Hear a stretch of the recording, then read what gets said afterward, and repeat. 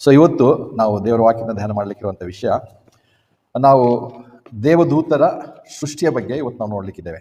ಯಾಕೆ ಅದು ನಮಗೆ ಅವಶ್ಯಕವಿದೆ ಅನ್ನೋಂಥ ಪ್ರಶ್ನೆ ಬರ್ಬೋದು. ದೇವದೂತರ ಬಗ್ಗೆ ತಿಳ್ಕೊಂಡ್ರೆ ನಮಗೇನು ಪ್ರಯೋಜನ ಅಂತ ಹೇಳಿ ಪ್ರಶ್ನೆ ಬರ್ಬೋದು. ಆದರೆ ನಮ್ಮ ದೇವರ ವಾಕ್ಯದ ಬೋಧನೆಗಳು ಅರ್ಥವಾಗಬೇಕಾದ್ರೆ ಇಂಥ ಕೆಲವು ವಿಷಯಗಳು ಕೂಡ ನಮಗೆ ಅದರ ಬಗ್ಗೆ ಸ್ಪಷ್ಟತೆ ಇದ್ದರೆ ಒಳ್ಳೆಯದು. ಇಲ್ಲಿ ನಾವು ನೋಡ್ತೇವೆ ದೇವರ ವಾಕ್ಯದಲ್ಲಿ ಆದಿಕಾಂಡದಲ್ಲಿ ದೇವರು ಸೃಷ್ಟಿಯ ಬಗ್ಗೆ ಬರೆದಿರುವಂಥದ್ದು ಇದೆ. ಆದರೆ ಎಲ್ಲಿಯೂ ಕೂಡ ದೇವದೂತರನ್ನು ದೇವರು ಯಾವಾಗ ಸೃಷ್ಟಿ ಮಾಡಿದ್ರಂತೆ ಬೈಬಲಲ್ಲಿ ಬರೆದಿಲ್ಲ ಅಂದ ತಕ್ಷಣ ಅದು ಇಲ್ಲ ಅಂತಲ್ಲ, ಬರೆದಿರೋಂಥದ್ದು ಇದೆ. ಯಾಕಂದರೆ ಸೈತಾನನ ಬೀಳುವಿಕೆಯ ಬಗ್ಗೆ ದೇವರ ವಾಕ್ಯದಲ್ಲಿ ಬರೆದಿದೆ.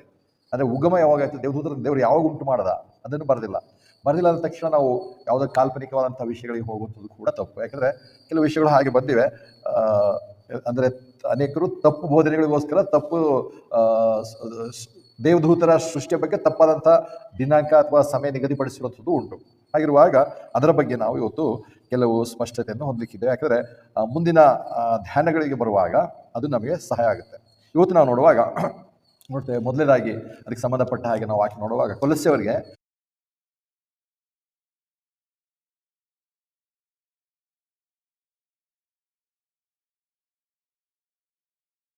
ಗಳಾಗಲಿ, ಇಲ್ಲವೇ ಪ್ರಭುತ್ವಗಳಾಗಲಿ, ಇಲ್ಲವೇ ದೊರೆತನಗಳಾಗಲಿ, ಇಲ್ಲವೇ ಅಧಿಕಾರಗಳಾಗಲಿ ಆತನಿಂದ ಸೃಷ್ಟಿಸಲ್ಪಟ್ಟವು.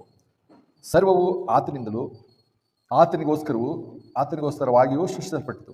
ಆತನು ಎಲ್ಲದಕ್ಕೂ ಮೊದಲಿದ್ದಾತನು ಮತ್ತು ಆತನು ಸಮಸ್ತಕ್ಕೂ ಆಧಾರನಾಗಿದ್ದಾನೆ ಎಂಬ ನಮ್ಮ ಕರ್ತನಾದ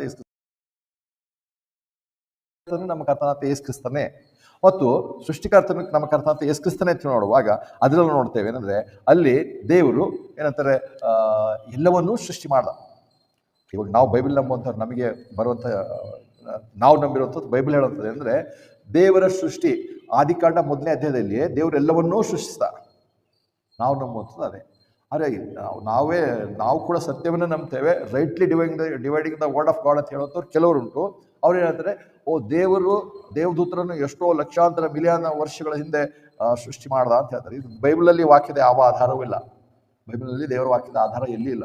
ಆದರೆ ಅವರು ತಮ್ಮದೇ ಆದಂಥ ಒಂದು ಕಲ್ಪನೆಯಲ್ಲಿ ಅದು ಏನಕ್ಕೆ ಅಂದರೆ ವಿಜ್ಞಾನ ಅಂತೇಳಿ ಏನು ಬಂದಿದೆ, ಸೋ ಕಾಲ್ಡ್ ಸೈನ್ಸ್ ಅಂತೇಳಿ ಹೇಳ್ತೇವೆ, ಅದು ಅಥವಾ ಸ್ಪೆಷಲ್ ಆಗಿ ಎವಲ್ಯೂಷನ್ ಅಂತೇಳಿ ವಿಕಾಸವಾದ ಅಂತ ಏನು ಹೇಳ್ತೇವೆ, ಅದಕ್ಕೆ ಅನುಕೂಲ ಆಗುವ ಹಾಗೆ ಅವರು ಬಂದು ಹೇಳಿದ್ರು, ಇಲ್ಲಿ ಇಂಥ ಅಸ್ಥಿಪಂಜರ ಸಿಕ್ತು, ಈ ಒಂದು ಹಳೆ ಒಂದು ಏನಂತಾರೆ ಯಾವುದೋ ಒಂದು ಮರ ಸಿಕ್ಕಿದೆ, ಇದು ಲಕ್ಷಾಂತರ ವರ್ಷಗಳ ಹಳೆದು, ಡೈನೋಸರ್ನ ಅಸ್ಥಿಪಂಜರ ಸಿಕ್ತು, ಅಥವಾ ದೈತ್ಯ ಮಾನವನ ಒಂದು ಬೋನ್ ಸಿಕ್ತು. ಆ ತಕ್ಷಣ ಅದು ಹೋಗಿ ಪರೀಕ್ಷೆ ಮಾಡಿ ಇದು ಇಷ್ಟು ಲಕ್ಷಾಂತರ ವರ್ಷಗಳ ಹಳೆಯದು ಅಂತ ಹೇಳಿದಾಗ ಅನೇಕ ಅಂದಿನ ಸಮಯಕ್ಕೆ 19ನೇ ಶತಮಾನದಲ್ಲಿ ಅಥವಾ ಅದಕ್ಕಿಂತ ಯಾವಾಗ ಸೈನ್ಸ್ ಶುರು ಆಯಿತು 19ನೇ ಶತಮಾನದಲ್ಲಿ ಅಂದಿರುವಂಥ ಪಾಠಗಳಿಗೆ ಗಲಿಬಿಲಿ ಆಯಿತು.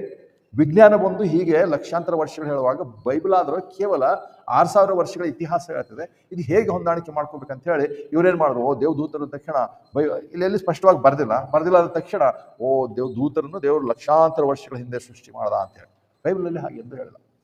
ಅದಕ್ಕೆ ಲಕ್ಷಾಂತರ ವರ್ಷಗಳ ಹಿಂದೆ ಮಾಡ್ದ. ಮತ್ತು ಅವರು ಹೇಳುವಂಥದ್ದು ಈ ಭೂಮಿ ಮೇಲೆ ದೇವರು ದೂತರನ್ನು ಉಂಟು ಮಾಡ್ದ ಅಂತ ಹೇಳಿ.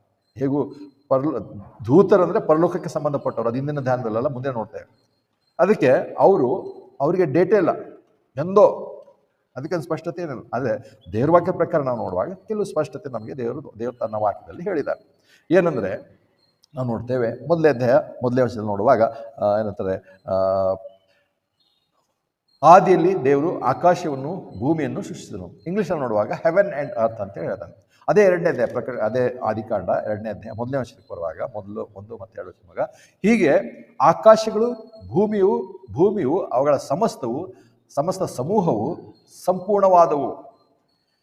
2ನೇ ಅಧ್ಯಾಯ 1ನೇ ವರ್ಷಕ್ಕೆ ಬರುವಾಗ ಆಕಾಶಗಳು ಅಂತ ಹೇಳ್ತಾನೆ, ಅದರ ಇಂಗ್ಲೀಷ್ನಲ್ಲಿ ಹೆವೆನ್ಸ್ ಅಂತ ಹೇಳ್ತಾನೆ. ಕಿಂಗ್ ಜೇಮ್ಸ್ ವರ್ಷನಲ್ಲಿ ಮಾತ್ರವೇ ಆದಿಕಾಂಡ 1ನೇ ವರ್ಷದಲ್ಲಿ ಹೆವೆನ್ ಅಂತೇಳಿ ಒಂದೇ ಪದ ಸಿಂಗುಲರ್ ಆಗಿ ಉಪಯೋಗಿಸಿರುವಂಥದ್ದು. ಬೇರೆ ಎಲ್ಲ ಅನೇಕ ತರ್ಜಮೆಗಳು ಅಲ್ಲಿ ಕೂಡ ಅವ್ರು ಹೆವೆನ್ಸ್ ಅಂತ ಬರೆದಿದ್ದಾರೆ. ಅಂದರೆ ಆಕಾಶಗಳು, ಅಂದರೆ ಇಲ್ಲಿ ಆಕಾಶಗಳು ಅಂದರೆ ಆಕಾಶ ಅಲ್ಲ, ಹೆವೆನ್ಸ್ ಅಂದರೆ ನಮಗೆ ಅರ್ಥ ಆಗುತ್ತ ರೀತಿಯಲ್ಲಿ ಪರಲೋಕ ಅಂತ ಉಂಟು. ಪರಲೋಕ ಅಲ್ಲಿ ಮೊದಲನೇ ಪರಲೋಕಗಳು ಅನ್ನುವಂಥ ರೀತಿಯಲ್ಲಿ ತರ್ಜುಮೆ ಮಾಡಿದ್ದಾರೆ. ಆದರೆ ಬೈಬಲಲ್ಲಿ ನೋಡುವಾಗ ದೇವರು ಆದಿಕಾಂಡ 1ನೇ ವರ್ಷದಲ್ಲಿ ಕಿಂಗ್ ಜೇಮ್ಸ್ ವರ್ಷದಲ್ಲಿ ನೋಡುವಾಗ ಆಕಾಶವು ಅಥವಾ ಹೆವೆನ್ ಆ್ಯಂಡ್ ಅರ್ತ್ ಒಂದೇ ಬರೆದಿದ್ದಾರೆ. ಅಲ್ಲಿ ಬಹುವಚನದಲ್ಲಿ ದೇವರು ಹೇಳಿಲ್ಲ. ಅದೇ 2ನೇ ಅಧ್ಯಾಯ 1ನೇ ವಚನಕ್ಕೆ ಬರುವಾಗ ಆಕಾಶಗಳು ಅಂತ ಬರೆದಿದ್ದಾನೆ, ಹೆವೆನ್ಸ್ ಅಂತ ಹೇಳಿ ಬರೆದಿದ್ದಾನೆ. ಯಾಕೆ ಅಲ್ಲಿ ದೇವರು ಹೆವೆನ್ಸ್ ಅಥವಾ ಆಕಾಶಗಳಂತ ಬರೆದ ಅಂತ ಹೇಳಿ ನೋಡುವಾಗ, ಮೊದಲನೇ ಅಧ್ಯಾಯದ ನಂತರ ದೇವರು ಮತ್ತೊಂದು ಪರಲೋಕವನ್ನು ಸೃಷ್ಟಿ ಮಾಡ್ದ, ಅಥವಾ ಮತ್ತೊಂದು ಹೆವೆನ್, ಅಥವಾ ಅಲ್ಲ ನೋಡ್ತೇವೆ ಸೆಕೆಂಡ್ ಹೆವೆನ್ ಅಂತ ಹೇಳಿ ನೋಡ್ತೇವೆ. ಅದು ದೇವರ ವಾಕ್ಯದಲ್ಲಿಂದ ಮುಂದೆ ಬರುವಂಥ ದಿವಸಗಳು ನೋಡ್ತೇವೆ. ಇನ್ನೊಂದು ಆಕಾಶ ಉಂಟು ಮಾಡೋದ್ರಿಂದ ನೋಡ್ತೇವೆ. ಕೊನೆಗೆ ನಮಗೆ ಇವತ್ತು ಮನುಷ್ಯರ ಸೃಷ್ಟಿ 1ನೇ ಅಧ್ಯಾಯ 31ನೇ ವಚನಕ್ಕೆ ಬರೋವರೆಗೂ ಇಡೀ ಸೃಷ್ಟಿ ಪರಿಪೂರ್ಣವಾದಾಗ ಅಲ್ಲಿ ನೋಡ್ತೇವೆ 3 ಆಕಾಶಗಳು, 7 ಹೆವೆನ್ ಅಂತ ಹೇಳಿ ಯಾರು ಕೆಲವರು ಹೇಳ್ತಾರೆ, ಬೇರೆ ಬೇರೆ ಧರ್ಮದವರು ನಂಬ್ತಾರೆ. ಅದು ಬೈಬಲ್ ಪ್ರಕಾರ 3 ಆಕಾಶಗಳು ಅಥವಾ 3 ಹೆವೆನ್ ಅಥವಾ ಪರಲೋಕ. ಯಾಕೆ ಆಕಾಶಗಳು ಅಂತ ಬರೆದಿದ್ದಾರೆ ಅಂತಂದರೆ ನಾವು ನೋಡ್ತೇವೆ, ಮೊದಲನೇ ಆಕಾಶ ಫಸ್ಟ್ ಹೆವೆನ್ ಅಂತೇಳಿ ನೋಡುವಾಗ ನಾವು ನೋಡ್ತೇವೆ ಅಂದರೆ ಪಕ್ಷಿಗಳು ಹಾರಾಡುವಂಥ ಮೋಡ ತನಕ ಇರುವಂಥ ಒಂದು ಪ್ರದೇಶಕ್ಕೆ ಫಸ್ಟ್ ಹೆವೆನ್ ಅಂತ ಹೇಳಿ ಹೇಳುವಂಥದ್ದು ಉಂಟು. ಅದಕ್ಕೆ ಫಸ್ಟ್ ಹೆವೆನ್ನೇ ಮೊದಲನೇ ಆಕಾಶ. ಆದರೆ ಅದರ ನಂತರ ಏನಿದೆ ಇನ್ನೊಂದು 2ನೇ ಆಕಾಶ ಅಥವಾ ಸೆಕೆಂಡ್ ಹೆವೆನ್ ಅಂತ ನೋಡ್ತೇವೆ. ಅದರ ನಂತರ 3ನೇ ಹೆವೆನ್ನು, ಅಲ್ಲಿಯೇ ದೇವರು ಇರುವಂಥ ಪರಲೋಕ. ಅದು ಹೆವೆನ್, ಅದು ದೇವರ ವಾಸಿಸುವಂಥ ಸ್ಥಳ. ಅದಕ್ಕೆ 3ನೇ ಪರಲೋಕಕ್ಕೆ ನಾನು ಏರಿ ಹೋದೆ ಅಂತೇಳಿ ಏನಂತಾರೆ ಪೌಲನು ಹೇಳಿರುವಂಥದ್ದು ನಾವು ನೋಡ್ತೇವೆ. ಪೌಲನು 1 ಕೊರಿಂಥ 12ರಲ್ಲಿ ಸಿಕ್ಕರೆ ನೋಡೋಣ. 1 ಕೊರಿಂಥ 12ನೇ ಅಧ್ಯಾಯದಲ್ಲಿ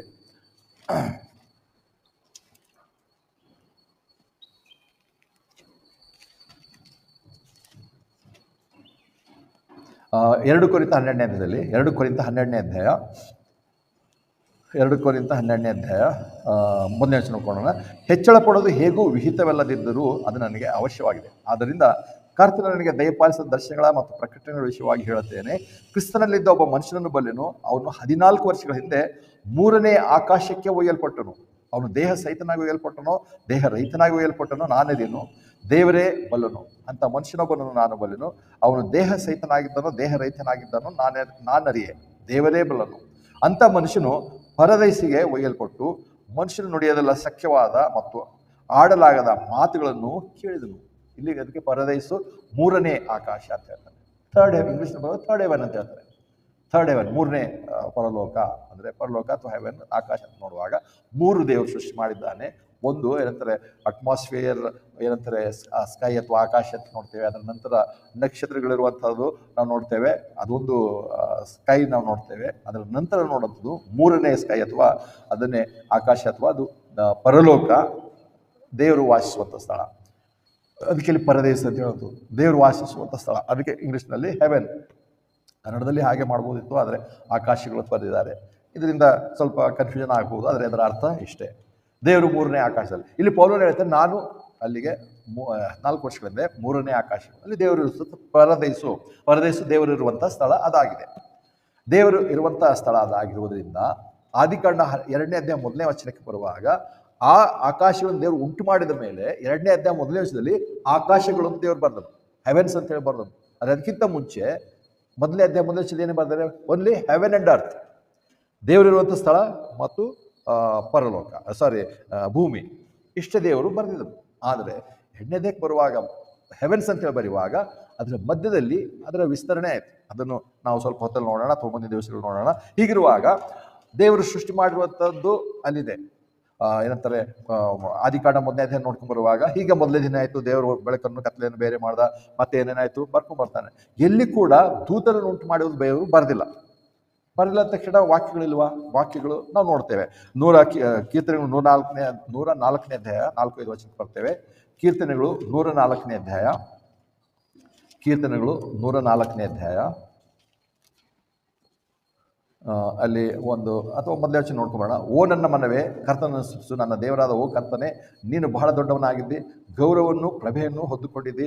ಆತನು ವಸ್ತ್ರದ ಹಾಗೆ ಬೆಳಕನ್ನು ಧರಿಸಿಕೊಳ್ಳುವ ಆತನು, ಆಕಾಶವನ್ನು ತೆರೆದು ಪರದೆಯ ಹಾಗೆ ಹಾಸುವಾತನಾಗಿದ್ದಾನೆ. ಆತನು ನೀರುಗಳಲ್ಲಿ ತನ್ನ ಉಪ್ಪರಿಗಳ ತೊಲೆಗಳನ್ನು ಇರಿಸುತ್ತಾನೆ, ಮೋಡಗಳನ್ನು ತನ್ನ ರಥವಾಗಿ ಮಾಡುತ್ತಾನೆ, ಗಾಳಿಯ ರೆಕ್ಕೆಗಳ ಮೇಲೆ ನಡೆದು ಹೋಗುತ್ತಾನೆ. ಆತನು ತನ್ನ ದೂತರನ್ನು ಆತ್ಮಗಳನ್ನಾಗಿಯೂ ಉರಿಯುವ ಬೆಂಕಿಯನ್ನು ತನ್ನ ಸೇವಕರನ್ನಾಗಿಯೂ ಮಾಡುತ್ತಾನೆ. ಎಂದೆಂದಿಗೂ ಅದು ಕದಲದ ಹಾಗೆ ಭೂಮಿಯನ್ನು ಅದರ ಅಸ್ಥಿವಾರಗಳ ಮೇಲೆ ಆತನು ಸ್ಥಾಪಿಸಿದನು. ಎಲ್ಲ ನೋಡುವಾಗ ಸೃಷ್ಟಿಯ ಒಂದು ಕ್ರಮ ಬರೀತಾ ಇದೆ. ಅಲ್ಲಿ ಬರೆಯುವಾಗ ಮೊದಲೇದಾಗಿ ಹೇಳ್ತಾನೆ, ದೂತರನ್ನು ನೋಡ್ತೇವೆ 4ನೇ ವಚನದಲ್ಲಿ, ಆತನು ತನ್ನ ದೂತರನ್ನು ಆತ್ಮಗಳನ್ನಾಗಿಯೂ ಉರಿಯುವ ಬೆಂಕಿಯನ್ನಾಗಿಯೂ ತನ್ನ ಸೇವಕರನ್ನಾಗಿಯೂ ಮಾಡುತ್ತಾನೆ.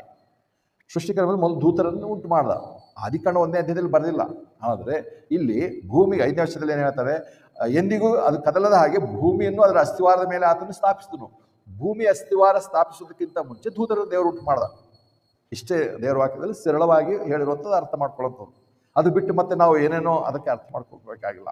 ಮತ್ತೆ ಆತನೇ ಹೇಳ್ತಾನೆ, ಆತನು ತನ್ನ ದೂತರನ್ನು ಆತ್ಮಗಳನ್ನಾಗಿಯೂ ಉರಿಯುವ ಬೆಂಕಿಯನ್ನಾಗಿ ತನ್ನ ಸೇವಕರನ್ನಾಗಿಯೂ ಮಾಡ್ತಾನೆ. ಇವರು ಜೀವಿಗಳು ಅಥವಾ ವ್ಯಕ್ತಿಗಳು, ಇವು ಶಕ್ತಿಗಳಲ್ಲ. ಈ ಕೆಲವು ಸುಳ್ಳು ಭಕ್ತರು, ಸುಳ್ಳು ಬೋಧಕರು, ಆತ್ಮ ಅಂತ ತಕ್ಷಣ ಶಕ್ತಿ ಅಂತ ಅವ್ರಿಗೆ. ಯಾವ ದೇವರು, ಬೈಬಲ್ ದೇವರು ಅಂತ ಹೇಳಿಲ್ಲ, ಸೈತಾನ ಅವರಿಗೆ ಸುಳ್ಳು ಹೇಳಿರೋದು. ಆತ್ಮ ಅಂದ್ರೆ ವಸ್ತು, ಶಕ್ತಿ. ಶಕ್ತಿ ಅಂದ್ರೆ ವಸ್ತು, ಒಂದು ರೀತಿ ನಿರ್ಜೀವ ವಸ್ತು ಅಂದಂಗೆ ಅದು. ಅದಕ್ಕೆ ವ್ಯಕ್ತಿತ್ವ ಇಲ್ಲ. ಮತ್ತೆ ಆತ್ಮ ಅಂತ ತಕ್ಷಣ ಸೈತಾನ, ದೂತ, ದೇವರೆಲ್ಲ ಅವ್ರಿಗೆ ಶಕ್ತಿನೇ ಅವರಿಗೆ. ದೇವ್ರ ವಾಕ್ಯದಲ್ಲಿ ಹೀಗೆ ಹೇಳೋದು ನೋಡ್ತೇವೆ. ದೇವ್ರ ವಾಕ್ಯದಲ್ಲಿ ದೂತರು ಕೂಡ ದೂತರನ್ನು ಮನುಷ್ಯರಿಗೆ ಮಾತನಾಡಿದ ಹಾಗೆ, ಮನುಷ್ಯರ ಬಗ್ಗೆ ಮನುಷ್ಯರಿಗೆ ವಿವರಿಸಿದ ಹಾಗೆ ದೇವ್ರ ವಾಕ್ಯ ದೇವರು ಬರೆಸಿದ್ದಾನೆ. ದೇವದೂತನು ಬಂತು ಹೋಯ್ತು ಅದು ಇದು ಅಂತ ಹೇಳಿ ಬೈಬಲಲ್ಲಿ ಬರ್ದಿಲ್ಲ. ಮನುಷ್ಯರಿಗೆ ಸಂಬೋಧಿಸಿದ ಹಾಗೆ ದೂತರನ್ನು ದೇವರು ಬರೆದಾಗ ಅವರು ವ್ಯಕ್ತಿಗಳೇ. ಆದರೆ ಇಲ್ಲ ನೋಡ್ತೆ 104ನೇ ಅಧ್ಯಾಯದಲ್ಲಿ ಸೃಷ್ಟಿಯು ಹೇಗೆ ದೇವರನ್ನು ಸ್ತುತಿಸುತ್ತದೆ, ಕೊಂಡಾಡುತ್ತದೆ ಅನ್ನೋಂಥ ವಿವರಣೆ ನೀಡುವಾಗ ಮೊದಲನೇ ಕರ್ಮದಲ್ಲಿ ದೂತರನ್ನು ಉಂಟು ಮಾಡಿದ ಬರ್ದ. 5ನೇ ವಚನಕ್ಕೆ ಬರುವಾಗ ಭೂಮಿಯು ಅದರ ಅಸ್ತಿವಾರ ಹಾಕಿರುವಂಥದ್ದು.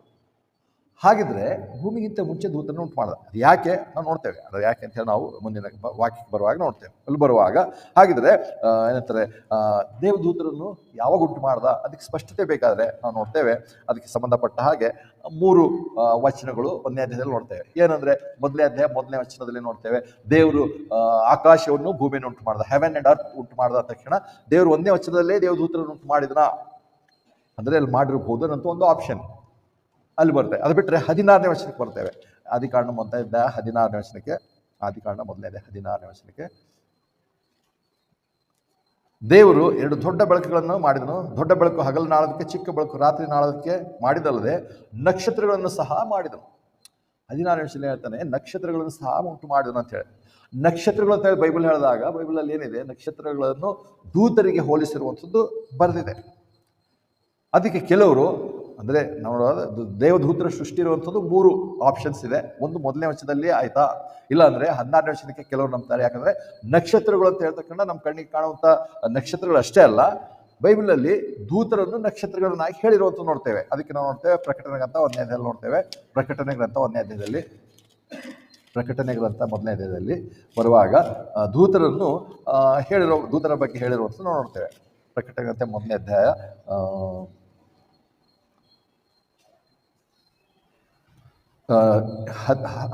20ನೇ ವಚನ ನೋಡೋಣ. ಪ್ರಕಟಣೆ ಗ್ರಂಥ 1ನೇ ಅಧ್ಯಾಯ 20ನೇ ವಚನ. ನನ್ನ ಬಲಗೈಯಲ್ಲಿ ನೀನು ಕಂಡ 7 ನಕ್ಷತ್ರಗಳ ಮತ್ತು 7 ಚಿನ್ನ ದೀಪಸ್ತಂಭಗಳ ಮರ್ಮವನ್ನು ಬರೆ. ಆ 7 ನಕ್ಷತ್ರಗಳು ಆ 7 ಸಭೆಗಳ ದೂತರು, ಮತ್ತು ನೀನು ಕಂಡ 7 ದೀಪಸ್ತಂಭಗಳು ಆ 7 ಸಭೆಗಳು ಎಂದು ಹೇಳಿದನು. ಇಲ್ಲಿ ಹೇಳ್ತಾನೆ ಮರ್ಮ ಇದೆ. ಮರ್ಮ ಏನಂದ್ರೆ, ನೀನು ಕಂಡಂತ ಈ ನಕ್ಷತ್ರ ಏನೇಂದ್ರೆ ದೂತರು.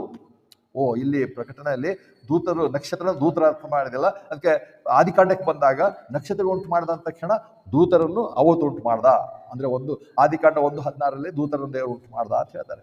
ಕೆಲವರು ನಂಬ್ತಾರೆ, ಆದರೆ ಅದು ಅಷ್ಟೊಂದು ಸರಿಯಾದಂಥ ಅರ್ಥ ವಿವರಣೆ ಅಲ್ಲ. 3ನೇದಕ್ಕೆ ನಾವು ಬರ್ತೇವೆ. 3ನೇದಾಗಿ ಇನ್ನೊಂದು ವಚನ ಕೆಲವರು ನಂಬ್ತಾರೆ. 18ನೇ ವಚನಕ್ಕೆ ನೋಡ್ತೇವೆ. 18ನೇ ವಚನ, ಇದಲ್ಲದೆ ಅವು ಹಗಲನ್ನು ಮತ್ತು ರಾತ್ರಿ ನಾಳದಕ್ಕೂ ಬೆಳಕು ಕತ್ತಲೆ ಬೇರೆ ಮಾಡೋದು ದೇವರು ಅದನ್ನು ಒಳ್ಳೆಯದೆಂದು ನೋಡಿದನು. ಹೀಗೆ ಏನಂತಾರೆ, ಈ ಒಂದು ಸಮಯದಲ್ಲಿ ಆಗಿರ್ಬೋದು ಅಂತ ಹೇಳಿ ಕೆಲವರು ನಂಬೋದುಂಟು. ಆದರೆ ಹೇಗೂ ನಾವು ನೋಡೋ ಪ್ರಕಾರ ದೂತರು ಅಂದರೆ ನಕ್ಷತ್ರಗಳು ಅಂತೇಳಿ ಪ್ರಕಟಣೆ ಅಂತ ಹೇಳಿದ ತಕ್ಷಣ ಇಲ್ಲಿ ಆದಿಕಾಂಡದಲ್ಲಿ ನಕ್ಷತ್ರಗಳು ಸೃಷ್ಟಿ ಬಗ್ಗೆ ನೋಡುವಾಗ ಅದು ಸೆಪ್ರೇಟ್ ಆದಂಥ ಸೃಷ್ಟಿಗಳ ಬಗ್ಗೆನೇ ನಕ್ಷತ್ರಗಳ ಬಗ್ಗೆ ಹೇಳಿರೋದು. ಹಾಗಂತ ತಕ್ಷಣ ಬೈಬಲಲ್ಲಿ ಯಾವಾಗಲೂ ನಕ್ಷತ್ರಗಳ ತಕ್ಷಣ ಕೇವಲ ನಮ್ಮ ಕಣ್ಣಿಗೆ ಕಾಣುವಂಥ ನಕ್ಷತ್ರ ಅಲ್ಲ, ದೇವದೂತರ ಬಗ್ಗೆ ಕೂಡ ಹೇಳಿರುವಂಥದ್ದು ಉಂಟು. ಹಾಗಿರುವಾಗ ಕೀರ್ತನೆ ಯೋಬನ ಗ್ರಂಥ 38ನೇ ಅಧ್ಯಾಯ 7ನೇ ವಚನಕ್ಕೆ ಬರ್ತೇವೆ. ಯೋಬ 38 7ನೇ ವಚನ. ಯೋಬ 38 7ನೇ ವಚನ. ಯೋಬ 38 7ನೇ ವಚನ. ಉದಯದ ನಕ್ಷತ್ರಗಳು ಒಟ್ಟಾಗಿ ಹರ್ಷಧ್ವನಿ ಮಾಡುವಾಗ ದೇವರ ಪುತ್ರರೆಲ್ಲರೂ ಉಲ್ಲಾಸದಿಂದ ಆರ್ಭಟಿಸ್ತಾ ಇರಲು ನೋಡ್ತೇವೆ. ಇಲ್ಲಿ ಏನ್ ಹೇಳ್ತಾನೆ, ಉದಯದ ನಕ್ಷತ್ರಗಳು ಒಟ್ಟಾಗಿ ಹರ್ಷಧ್ವನಿ ಮಾಡುವಾಗ. ಇಲ್ಲಿ ಪ್ಯಾರಲಲ್ ಎಕ್ಸ್ಪ್ಲನೇಷನ್ ಅಥವಾ ಏನೋ ಅಂತ ಇಂಗ್ಲೀಷ್ನಲ್ಲಿ ಹೇಳ್ತಾರೆ. ಇಬ್ರಿಯ ಭಾಷೆಯಲ್ಲಿ ಬರೆಯುವಾಗ ಮೊದಲೇ ಒಂದು ವಾಕ್ಯ ಬರೆದಾಗ ಅದಕ್ಕೆ ಸಮವಾಗಿ ಎರಡನೇ ವಾಕ್ಯ ಬರೆದಾಗ ಮೊದಲಿನ ವಾಕ್ಯದ ಅರ್ಥ 2ನೇ ಭಾಗದಲ್ಲಿ ವಿವರಿಸಿರುವಂಥದ್ದು ಉಂಟು.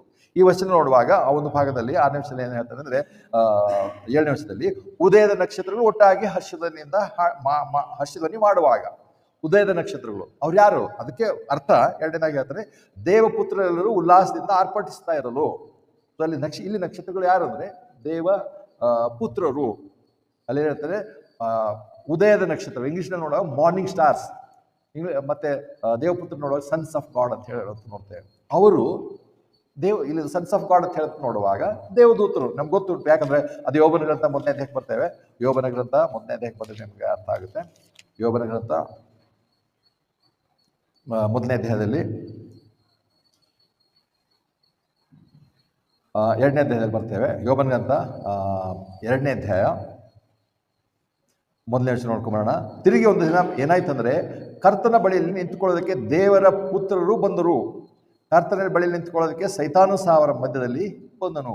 ಆಗ ಕರ್ತನ ಸೈತಾನಿಗೆ, ನೀನು ಎಲ್ಲಿಂದ ಬಂದೇನು? ಸೈತಾನ ಪ್ರತ್ಯುತ್ತರ ಕರ್ತನಿಗೆ, ಭೂಮಿಯಲ್ಲಿ ಅತ್ತಿಂದಿತ್ತ ತಿರುಗಾಡಿ ಅದರಲ್ಲಿ ಮೇಲೆ ಕೆಳಗೆ ನಡೆದಾಡಿ ಬಂದೆನು ಅಂದನು. ಇಲ್ಲಿ ನೋಡುವಾಗ ದೇವಪುತ್ರರು ದೇವರ ಮುಂದೆ ಕಾಣಿಸ್ಕೊಂಡ್ರು. ಸೈತಾನನು ಕೂಡ ಒಬ್ಬ ದೂತನೇ. ಅಂದ ತಕ್ಷಣ ಏಂಜಲ್ ಅಂತಲ್ಲ, ಆದರೆ ಏಂಜಲ್ನ ಕೆಲಸ ಆತನ ಮಾಡುವಂಥದ್ದು ದೂತನೇ. ಆದರೆ ವಿಶೇಷವಾಗಿ ನೋಡ್ತೇವೆ, ಅವನು ಕೆರೂಬಿ ಅಂತ ಬೈಬಲಲ್ಲಿ ಹೇಳಿ ನೋಡ್ತೇವೆ. ಸೈತಾನ್ ಅಂದರೆ ಕೆರೂಬಿ. ಆದರೂ ದೂತರಿಗೆ ಸಂಬಂಧಪಟ್ಟ ಹಾಗೆ ಆತನುಂಟು. ಸೊ ದೇವಪುತ್ರರು ಬಂದಾಗ ಅಂದರೆ ಈ ಸಮಯದಲ್ಲಿ ಸೈತಾನು ಒಳ್ಳೆ ದೂತನು ಬಿದ್ದು ಹೋಗಿ ಕೆಟ್ಟವನಾಗಿ ಸೈತಾನ ಆಗಿದ್ದಾಗ ಕೂಡ ದೇವ ಪುತ್ರರ ಜೊತೆಯಲ್ಲಿ ದೇವರ ಮುಂದೆ ಕಾಣಿಸ್ಕೊಳ್ಳುವಂಥ ಅವಕಾಶ ಯೋಬನ ಗ್ರಂಥದಲ್ಲಿ ಇತ್ತು, ಇವತ್ತು ಇದೆ. ಪ್ರಕಟಣೆ ಗ್ರಂಥ 12ನೇ ಅಧ್ಯಾಯದವರೆಗೂ ಅದು ಇನ್ನೂ ಇದೆ. ಸೈತಾನ್ ಇನ್ನಿದ್ದಾನೆ. ಈ ಕೆಲವು ಪಾಠಗಳು, ಒಂದು ಸೈತಾನ್ ನಾವು ಕಾಲ್ ಕೆಳಗೆ ಹಾಕ್ತೇವೆ, ಸಾಯ್ತೇವೆ, ಐ ಬೈಂಡ್ ಯು ಸೈತಾನ್ ಅಂತ ಹೇಳ್ತಾರೆ ಕೆಲವರು. ಸೈತಾನನ್ನು ಬಂಧಿಸುತ್ತೇನೆ. ಎಲ್ಲಿ ಬಂಧಿಸ್ತಾರೆ ಇವರು? ಸೈತಾನ್ ಏನಂತ ಅವ್ರ ತಿಳುವಳಿಕೆನೇ ಅಲ್ಲ. ಸೈತಾನಿಗೆ ಬಂಧಿಸಿದ್ರೆ ಮತ್ತೆ ಇವ್ರು ಮನೇಲಿ ಲಾಕ್ ಮಾಡಿ ಇಟ್ಕೋಬೇಕು. ಮತ್ತು ಹೊರಗೆಲ್ಲ ಯಾಕೆ ಓಡಾಡ್ತದೆ ನಿನ್ನೂ ಸೈತಾನ್? ಸುಳ್ಳು ಪಾಠಗಳಿದ್ರೆ ಜನಗಳು ನಂಬ್ತಾರೆ, ನಮ್ಮ ಪಾಸ್ಟರ್ ಸೈತಾನಿಗೆ ಬಂಧಿಸಿದ್ದಾನೆ ಅಂತೇಳಿ ಸುಳ್ಳಾಗಿ ಹೇಳೋಂಥದ್ದು. ಇಲ್ಲಿ ಸೈತಾನು ದೇವ್ರ ಮುಂದೆ ದೇವಪುತ್ರ ಜೊತೆಯಲ್ಲಿ ಅಲ್ಲಿ ಕಾಣಿಸ್ಕೊಳ್ತಿದ್ದಾನೆ. ಪ್ರಕಟಣೆ 12ನೇ ಅಧ್ಯಾಯದವರೆಗೂ ಆತನು ಇನ್ನೂ ದೇವ್ರ ಮುಂದೆ ಹೋಗ್ತಾ ಇರ್ತಾನೆ. ಅದು ಅವಕಾಶ ಉಂಟು. ದೇವ್ರು ಯಾಕೆ ಕೊಟ್ಟಿದ್ದಾನೆ, ಹೇಗೆ ಕೊಟ್ಟಿದ್ದಾನೆ ದೇವ್ರಿಗೆ ಗೊತ್ತುಂಟು, ಆದರೆ ಅದು ಅವಕಾಶ ಉಂಟು. ಇವತ್ತು ಇನ್ನೂ ಸೈತಾನಿಗೆ ಅದಿಲ್ಲ. ಅದನ್ನು ನೋಡಿದ್ರೆ ರೋಮಪುರದ ಪತ್ರಿಕೆ 1ನೇ ಅಧ್ಯಾಯದಲ್ಲಿ ನಾವು ನೋಡ್ತೇವೆ. ಪೌಲನು ಹೇಳ್ತಾನೆ, ಬಹಳ ಹತ್ತಿರವಾಗಿದೆ, ಸೈತಾನನ್ನು ನಮ್ಮ ಪಾದ ಕೆಳಗೆ ಹಾಕುವಂಥ ಸಮಯ ಬಂದಿದೆ. ಅಂದರೆ ಹತ್ತಿರ ಇದೆ, ಇನ್ನೂ ಆಗಿಲ್ಲ, ಮುಂದೆ ಬರಲಿಕ್ಕಿದೆ. ಅದು ಬಿಟ್ಟು ಕೆಲವು ಪಾಠಗಳು ಬೈಂಡ್ ಅಂತ ಹೇಳ್ತಾರೆ. ಸೈತಾನಿಗೆ ಏನು ಬೈಂಡ್ ಮಾಡ್ತಾರೆ? ಸುಮ್ಮನೆ ಸುಳ್ಳು ಹೇಳುವಂಥದ್ದು, ಅದಕ್ಕೆ ಏನು ಅರ್ಥ ಅಲ್ಲ. ಅದಕ್ಕೆ ನೋಡುವಾಗ ಸೈತಾನನ್ನು ಇಲ್ಲಿ ನೋಡುವಾಗ ದೇವಪುತ್ರರೊಂದಿಗೆ ಏಂಜಲ್, ಇಲ್ಲಿ ಉದಯದ ನಕ್ಷತ್ರಗಳು, ಮಾರ್ನಿಂಗ್ ಸ್ಟಾರ್ಸ್ ಯಾರಂದರೆ ದೇವಪುತ್ರರು ಯಾರಂದರೆ ದೇವದೂತರೊಂದಿಗೆ ದೇವ್ರ ಮುಂದೆ ಕಾಣಿಸ್ಕೊಳ್ಳುವಾಗ ಅವ್ರ ಜೊತೆಯಲ್ಲಿ ಸೈತಾನನು ಕಾಣಿಸ್ಕೊಂಡ ಅಂತ ನೋಡ್ತೇವೆ. ಆದರೆ ಅದೇ 38ನೇ ಅಧ್ಯಾಯ 4ನೇ ವಚನಕ್ಕೆ ಬರ್ತೇವೆ. ಯೋಬನ ಗ್ರಂಥ 38ನೇ ಅಧ್ಯಾಯ 4ನೇ ವಚನ.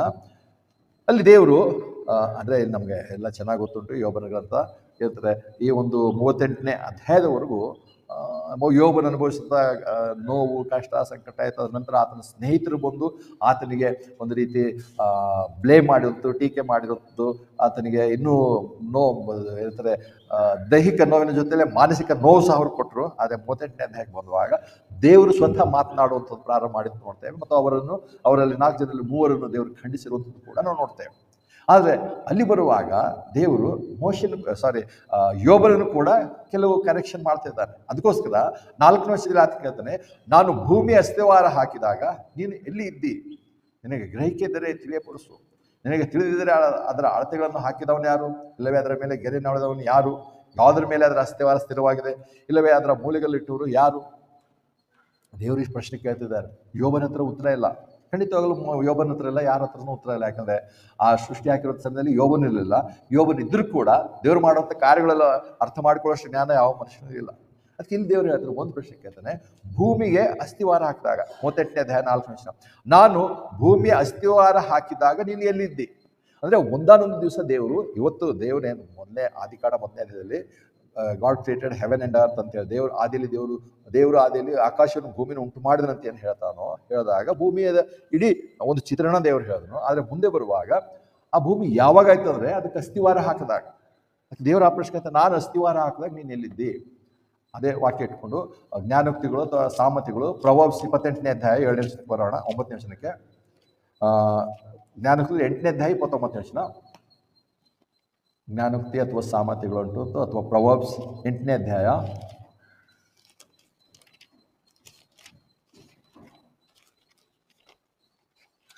29ನೇ ವಚನಕ್ಕೆ ಬರ್ತೇವೆ.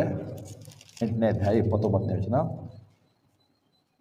ಪ್ರವಾಹಗಳು ತನ್ನ ಆಜ್ಞೆಯನ್ನು ಮೀರದಂತೆ ಆತನು ಸಮುದ್ರಕ್ಕೆ ನಿಯಮವನ್ನು ಕೊಟ್ಟಿದಾಗ, ಆತನು ಭೂಮಿಯ ಅಸ್ಥಿವಾರಗಳನ್ನು ನೇಮಿಸಿದಾಗ ನಾನು ಇದ್ದೆನು. ನೋಡ್ತೇವೆ. ಹೇಗೋ ಅಲ್ಲಿ ಬೇರೆ ವಿಷಯಕ್ಕೆ ನಾವು ಈಗ ಡೈವರ್ಟ್ ಮಾಡೋದು ಬೇಡ, ಅದರಲ್ಲಿ ನೋಡ್ತೇವೆ ಭೂಮಿಯ ಅಸ್ಥಿವಾರಗಳನ್ನು ನೇಮಿಸಿದಾಗ. ಭೂಮಿಯ ಅಸ್ಥಿವಾರ ನೇಮಿಸಿದ್ರೆ, ಭೂಮಿಯ ಅಸ್ಥಿವಾರ ಅಂದರೆ ಅದ್ರ ಜೊತೆಲೇ ಅಂದರೆ ನೀರುಗಳು ಮೇರೆಯನ್ನು ಬಿಟ್ಟು ದಾಟದೇ ಇರುವ ಹಾಗೆ ದೇವರು ಒಂದು ದಿವಸ ಅದನ್ನು ಮಾಡ್ದ. ಅದಕ್ಕಿಂತ ಮುಂಚೆ ಏನಾಗಿತ್ತು? ಅದಕ್ಕಿಂತ ಮುಂಚೆ ಕೇವಲ ನೀರೇ ಇತ್ತು. ಯಾಕಂದರೆ ಅದನ್ನೇ ನಾವು ನೋಡ್ತೇವೆ. ಆದಿಕಾಂಡ 1ನೇ ಅಧ್ಯಾಯಕ್ಕೆ ಬರುವಾಗ 2ನೇ ವಚನ ನೋಡ್ತೇವೆ. ಆದಿಕಾಂಡ 1ನೇ ಅಧ್ಯಾಯ 2ನೇ ವಚನ, ಭೂಮಿಯು ನಿರಾಕಾರವಾಗಿಯೂ ಶೂನ್ಯವಾಗಿತ್ತು ಮತ್ತು ಅಗಾಧದ ಮೇಲೆ ಕತ್ತಲಿತ್ತು, ದೇವರ ಆತ್ಮನು ನೀರುಗಳ ಮೇಲೆ ಚಲಿಸುತ್ತಾ ಇದ್ದನು. ಇಲ್ಲಿ ಭೂಮಿ ಅಸ್ಥಿವಾರ ಹಾಕೋದಕ್ಕಿಂತ ಮುಂಚೆ ಅಲ್ಲಿ ಕೇವಲ ನೀರುಗಳು ಇತ್ತು. ನೀರುಗಳಲ್ಲಿಯೇ ಭೂಮಿ ಅಡಕಾಗಿತ್ತು ಅಥವಾ ಒಳಗಿತ್ತು. ಅದು ಭೂಮಿ ನಿರಾಕಾರವಾಗಿಯೂ ಶೂನ್ಯವಾಗಿಯೂ ಭೂಮಿಯಾಗಿ ಇನ್ನದು ಉಂಟಾಗಿರಲಿಲ್ಲ. ನೀರುಗಳ ಒಳಗೆ ಅದಿತ್ತು. ಆದರೆ ಒಂದಾನೊಂದು ದಿವಸ ಅದನ್ನು ಅದಕ್ಕೆ ಅಸ್ಥಿವಾರ ಹಾಕ್ತಾರೆ. ಅಸ್ಥಿವಾರ ಹಾಕಿದಾಗ ಇಲ್ಲಿ ಯೋಬನು ದೇವರಿಗೆ ಕೇಳ್ತಿರುವಾಗ ಇಲ್ಲಿ 1ನೇ ಅಧ್ಯಾಯ ಏನಂದರೆ ಈ ವಾಕ್ಯಗಳು ನೋಡೋ ಪ್ರಕಾರ ಯೋಬ 38ನೇ ಅಧ್ಯಾಯ 4ನೇ ವಚನ, ಜ್ಞಾನೋಕ್ತಿ ಅಥವಾ ಪ್ರೊವರ್ಬ್ಸ್ 8ನೇ ಅಧ್ಯಾಯ 29ನೇ ವಚನ ಮತ್ತು ಆದಿಕಾಂಡ 1ನೇ ಅಧ್ಯಾಯ 9ನೇ ವಚನ ಎಲ್ಲವೂ ಸಮಾನವಾಗಿ ವಿವರಿಸಿರುವಂಥ ವಚನ. ಆದಿಕಾಂಡ 1ನೇ ಅಧ್ಯಾಯ 9ನೇ ವಚನಕ್ಕೆ ಬರ್ತೇವೆ. ಆದಿಕಾಂಡ 1ನೇ ಅಧ್ಯಾಯ 9ನೇ ವಚನ, ಆದಿಕಾಂಡ 1ನೇ ಅಧ್ಯಾಯ 9ನೇ ವಚನ. ಆಗ ದೇವರು ಆಕಾಶದ ಕೆಳಗಿರುವ ನೀರುಗಳು ಒಂದು ಸ್ಥಳದಲ್ಲಿ ಕೂಡಿಕೊಳ್ಳಲಿ ಮತ್ತು ಒಣನೆಲವು ಕಾಣಿಸಲಿ ಎಂದನು. ಅದು ಹಾಗೆಯೇ ಆಯಿತು. ಯಾಕೆ ಒಣನೆಲವು ಕಾಣಿಸಲಿ? 2ನೇ ಅಧ್ಯಾಯದಲ್ಲಿ ಅವಾಗಲೇ ವಾಚನ ನೋಡಿದೆವಲ್ಲ, ನೀರುಗಳ ಮೇಲೆ ಪರಿಶುದ್ಧಾತ್ಮನು ಚಲಿಸ್ತಾ ಇದ್ದನು. ಬರೀ ನೀರಿತ್ತು, ಅದರಲ್ಲಿ ಭೂಮಿಯಲ್ಲಿತ್ತು ಗೊತ್ತಿಲ್ಲ. ಆದರೆ 9ನೇ ವಚನಕ್ಕೆ ಬರುವಾಗ ಆಗ ದೇವರು ಆಕಾಶದ ಕೆಳಗಿರುವ ನೀರುಗಳು ಒಂದು ಸ್ಥಳದಲ್ಲಿ ಕೂಡಿಕೊಳ್ಳಲಿ ಮತ್ತು ಒಣನೆಲವು ಕಾಣಿಸ್ಕೊಳ್ಳಲಿ. ಆ ನೀರುಗಳೊಳಗೆ ಒಣನೆಲೆ ಇತ್ತು, ಭೂಮಿ ಇತ್ತು, ಅದು ಕಾಣಿಸ್ಕೊಳ್ಳುವಂತೆ ಅಥವಾ ನೀರಿಂದ ಹೊರಗೆ ಬರುವಂತೆ ಅದನ್ನು ಸ್ಥಾಪನೆ ಮಾಡೋದು, ಅದೇ ಅಸ್ಥಿವಾರ. ಸೊ ಯೋಬ 38ನೇ ಅಧ್ಯಾಯ, ಜ್ಞಾನೋಕ್ತಿಗಳು ಅಥವಾ ಪ್ರೊವರ್ಬ್ಸ್ ಸಾಮರ್ಥ್ಯಗಳು 8ನೇ ಅಧ್ಯಾಯ, ಆದಿಕಾಂಡ 1ನೇ ಅಧ್ಯಾಯ 9ನೇ ವಚನ, ಈ 3 ವಾಕ್ಯಗಳು ಒಂದೇ ಸಂಗತಿನ ತಿಳಿಯಪಡಿಸ್ತದೆ. ಭೂಮಿಗೆ ಅಸ್ಥಿವಾರ ಹಾಕಿದಾಗ. ಸೊ ಭೂಮಿಗೆ ಅಸ್ಥಿವಾರ ಹಾಕಿದಾಗ ಅಂತ ಬಂತಲ್ಲ, ಇಲ್ಲಿ ಭೂಮಿಗೆ ಅಸ್ಥಿವಾರ ದೇವರು ಹಾಕಿದ್ರು. ಅದೇ ಯೋಬನಿಗಂತ 38ನೇ ಅಧ್ಯಾಯ 4ನೇ ವಚನದಲ್ಲಿ ನೋಡ್ತೇವಲ್ಲ, ಭೂಮಿಗೆ ಅಸ್ಥಿವಾರ ಹಾಕಿದಾಗ ಏನಾಯ್ತು? ಅಲ್ಲೇನು ಹೇಳಿದನು? ನೀನು ಎಲ್ಲಿದ್ದಿ? ಅಲ್ಲಿ ಏನಂದ್ರೆ 38ನೇ ಅಧ್ಯಾಯ ಇನ್ನೊಂದು ಸರಿ ನಾವು ನೋಡೋಣ. 4ನೇ ವಚನ, ಯೋಬನಿಗಂತ 38ನೇ ಅಧ್ಯಾಯ 4ನೇ ವಚನ, ನಾನು ಭೂಮಿ ಅಸ್ಥಿವಾರ ಹಾಕಿದಾಗ ನೀನು ಎಲ್ಲಿದ್ದಿ? ನಿನ್ನ ಗ್ರಹಿಕೆ ತಿಳಿಯಪಡಿಸು. ಭೂಮಿಗೆ ಅಸ್ಥಿವಾರ ಹಾಕಿದಾಗ ನೀನು ಎಲ್ಲಿದ್ದಿ? ಭೂಮಿಗೆ ಅಸ್ಥಿವಾರ ಹಾಕಿದಾಗ ನೀನೆಲ್ಲಿದ್ದೆ ಅಂದರೆ ಮನುಷ್ಯನ ನಾನು ಇನ್ನೂ ಇದ್ದಿಲ್ಲ. ಆದರೆ ನಾವು ಓದಿರೋಂಥದ್ದು 9ನೇ ವಚನಕ್ಕೆ ಬರ್ತೇವೆ. ಅದೇ 8ನೇ ಅಧ್ಯಾಯ ಯೋಬನಿಗಂತ 38ನೇ ಅಧ್ಯಾಯ 4ನೇ ವಚನ ಆಯಿತು. ಆದರೆ ನಾವು ಓದಿರೋಂಥದ್ದು ಇನ್ನೊಂದು ವಚನ ನಾವು ನೋಡಿದ್ದೆ ಆವಾಗಲೇ, ಏನಂದರೆ 7ನೇ ವಚನದಲ್ಲಿ, ಉದಯದ ನಕ್ಷತ್ರಗಳು ಒಟ್ಟಾಗಿ ಹರ್ಷಧ್ವನಿ ಮಾಡುವಾಗ. ಯಾವಾಗ ದೇವರು ಅಸ್ಥಿವಾರ ಹಾಕಿದಾಗ ಉದಯದ ನಕ್ಷತ್ರಗಳು ಹರ್ಷಧ್ವನಿ ಮಾಡಿದಾಗ, ಕೊಂಡಾಡಿದಾಗ. ಅಂದರೆ ನಮಗೆ ಈ ವಾಕ್ಯಗಳ ಪ್ರಕಾರ ಏನು ಗೊತ್ತಾಗುತ್ತೆ ಅಂದರೆ, ದೇವರು ಭೂಮಿಗೆ ಅಸ್ಥಿವಾರ ಹಾಕಿರೋದು ಒಂದು ದಿವಸ, ಅದನ್ನು ಸ್ಥಾಪನೆ ಮಾಡೋದು ಒಂದು ದಿವಸ ಉಂಟು. ಆ ಸ್ಥಾಪನೆ ಮಾಡಿದಾಗ ದೂತರು ಹರ್ಷಧ್ವನಿ ಮಾಡಿದ್ರು, ಅವರು ಕೊಂಡಾಡಿದ್ರು, ಆರ್ಭಟಿಸಿದ್ರು. ಹಾಗಿದ್ರೆ ಭೂಮಿ ಅಸ್ಥಿವಾರಕ್ಕಿಂತ ಮುಂಚೆ ದೂತರು ಇರಬೇಕು. ಭೂಮಿ ಅಸ್ಥಿವಾರ ಹಾಕೋದಕ್ಕಿಂತ ಮುಂಚೆ ದೂತರು ಇರಬೇಕು. ದೇವರು ದೂತರನ್ನು ಸೃಷ್ಟಿ ಮಾಡಿದ್ರು. ದೇವರು ಸೃಷ್ಟಿ ಮಾಡಿದ್ನಂದ್ರೆ ಯಾವ ದಿವಸ ಸೃಷ್ಟಿ ಮಾಡ್ದ? 1 ರಿಂದ 6 ದಿವಸಗಳುಂಟು. 7ನೇ ದಿವಸ ಅಂತೂ ಏನು ಮಾಡಿಲ್ಲ ದೇವರು. ಯಾಕಂದರೆ 7ನೇ ದಿವಸ ವಿಶ್ರಮಿಸ್ಕೊಂಡನು. ಬೈಬಲ್ ಗ್ರಂಥದ ಪ್ರಕಾರ ಇಷ್ಟು ಮಾತ್ರ ನಮಗೆ ಖಾತ್ರಿ ಉಂಟು. ಅದೇ ಆದಿಕಾಂಡ 2ನೇ ಅಧ್ಯಾಯ 1 ಮತ್ತು 2 ವಚನಕ್ಕೆ ಬರ್ತೇವೆ. ಆದಿಕಾಂಡ 2ನೇ ಅಧ್ಯಾಯ 1 ಮತ್ತು 2 ವಚನ, ಹೀಗೆ ಆಕಾಶಗಳು ಭೂಮಿಯು ಅವುಗಳ ಸಮಸ್ತ ಸಮೂಹವು ಸಂಪೂರ್ಣವಾದವು. ಹೀಗೆ ಆಕಾಶಗಳು ಭೂಮಿಯು ಅವುಗಳ ಸಮಸ್ತ ಸಮೂಹವು, ಹೋಸ್ಟ್ಸ್ ಅಂತ ಹೇಳಿ ಇಂಗ್ಲಿಷ್ ಹೇಳ್ತಾರೆ. ಸಮಸ್ತ ಸಮೂಹ ಯಾವುದು? ಆಕಾಶಗಳಲ್ಲಿರುವಂಥ ಸಮೂಹ, ಭೂಮಿಯಲ್ಲಿರುವಂಥ ಸಮೂಹ. ಆಕಾಶಗಳ ಸಮೂಹ ಯಾವುದು? ದೇವರೊಬ್ಬನೇ. ಆದರೆ ಅಲ್ಲಿರುವಂಥ ದೂತರುಗಳ ಸಮೂಹ. ಆಕಾಶದಲ್ಲಿ ಅಥವಾ ಹೆವನ್ನಲ್ಲಿರುವಂಥ ಹೋಸ್ಟ್ ಯಾರು? ದೂತರು. ಭೂಮಿಯಲ್ಲಿರುವಂಥ ಸಮಸ್ತ ಸಮೂಹ ಯಾರು? ಪ್ರಾಣಿ, ಪಶು, ಪಕ್ಷಿಗಳು, ಮನುಷ್ಯರು. ಇವರೆಲ್ಲರ ಸಮೂಹ ಉಂಟು ಮಾಡಿದ್ದು ಏನಂತಾರೆ ದೇವರು? ಹೀಗೆ ಸಂಪೂರ್ಣವಾಯಿತು. ಹೇಗೆ ಎಷ್ಟು ದಿವಸದಲ್ಲಿ ಸಂಪೂರ್ಣ ಆಯಿತು? 2ನೇ ವಚನದಲ್ಲಿ ಹೇಳ್ತಾನೆ, 7ನೇ ದಿನದಲ್ಲಿ ದೇವರು ತಾನು ಮಾಡಿದ ತನ್ನ ಕೆಲಸವನ್ನು ಮುಗಿಸಿದ ಮೇಲೆ ಆ 7ನೇ ದಿನದಲ್ಲಿ ತಾನು ಮಾಡಿದ ಎಲ್ಲ ಕೆಲಸದಿಂದ ವಿಶ್ರಮಿಸಿಕೊಂಡನು. 7ನೇ ದಿನದಲ್ಲಿ ದೇವರು ತಾನು ಮಾಡಿದ ತನ್ನ ಎಲ್ಲ ಕೆಲಸವನ್ನು ಮುಗಿಸಿದ ಮೇಲೆ, ಅಂದರೆ 6 ದಿವಸಗಳೆಲ್ಲವನ್ನು ಕೆಲಸ ಮುಗಿಸಿದ, 7ನೇ ದಿವಸದಲ್ಲಿ ವಿಶ್ರಮಿಸಿಕೊಂಡನು. ಬೈಬಲ್ ಪ್ರಕಾರ 6 ದಿವಸಗಳಲ್ಲಿ ದೇವರು ಎಲ್ಲವನ್ನೂ ಉಂಟು ಮಾಡ್ದ. ದೂತರನ್ನು ಕೂಡ ಅವಾಗಲೇ ಉಂಟು ಮಾಡ್ದ. ಯಾವ ಲಕ್ಷಾಂತರ ವರ್ಷಗಳ ಹಿಂದೆ ಅಂತ ಹೇಳುವಂಥ ಅದು ಸುಳ್ಳದು. ಅದಕ್ಕೆ ಯಾವುದೇ ಆಧಾರ ಇಲ್ಲ. ನಮ್ಮ ಕಣ್ಣಿಗೆ ಕಾಣುವಂಥ ಅಥವಾ ದೇವ್ರ ಸೃಷ್ಟಿ ಏನಿದೆ, ದೇವರ ಇಡೀ ಸೃಷ್ಟಿಯ ಇತಿಹಾಸ, ಸೃಷ್ಟಿಯ ಘಟನೆಯನ್ನು 6 ದಿವಸಗಳು ಮಾಡಿದ್ರೆ ಬೈಬಲ್ ಹೇಳಿದಾಗ ಅದು ಇಲ್ಲೇ ಇರುವಂಥದ್ದು ಯುನಾಕನ ಪುಸ್ತಕದಲ್ಲಿ ಆಗಿದೆ, ಇನ್ಯಾವುದೋ ಗ್ರಂಥದಲ್ಲಿ ಹೀಗಿದೆ, ಅದಿದೆ ಅಂತ ಹೇಳಿ ಹೇಳೋ ಅವಶ್ಯಕತೆ ಇದೆ. ಬೈಬಲ್ ಗ್ರಂಥದಲ್ಲಿ ಹೇಳ್ತದೆ ನಮಗೆ ಏನಿದೆ 6 ದಿವಸಗಳಲ್ಲಿ ದೇವರು ಸಮಸ್ತ ಸಮೂಹವನ್ನು ಉಂಟು ಮಾಡ್ದ.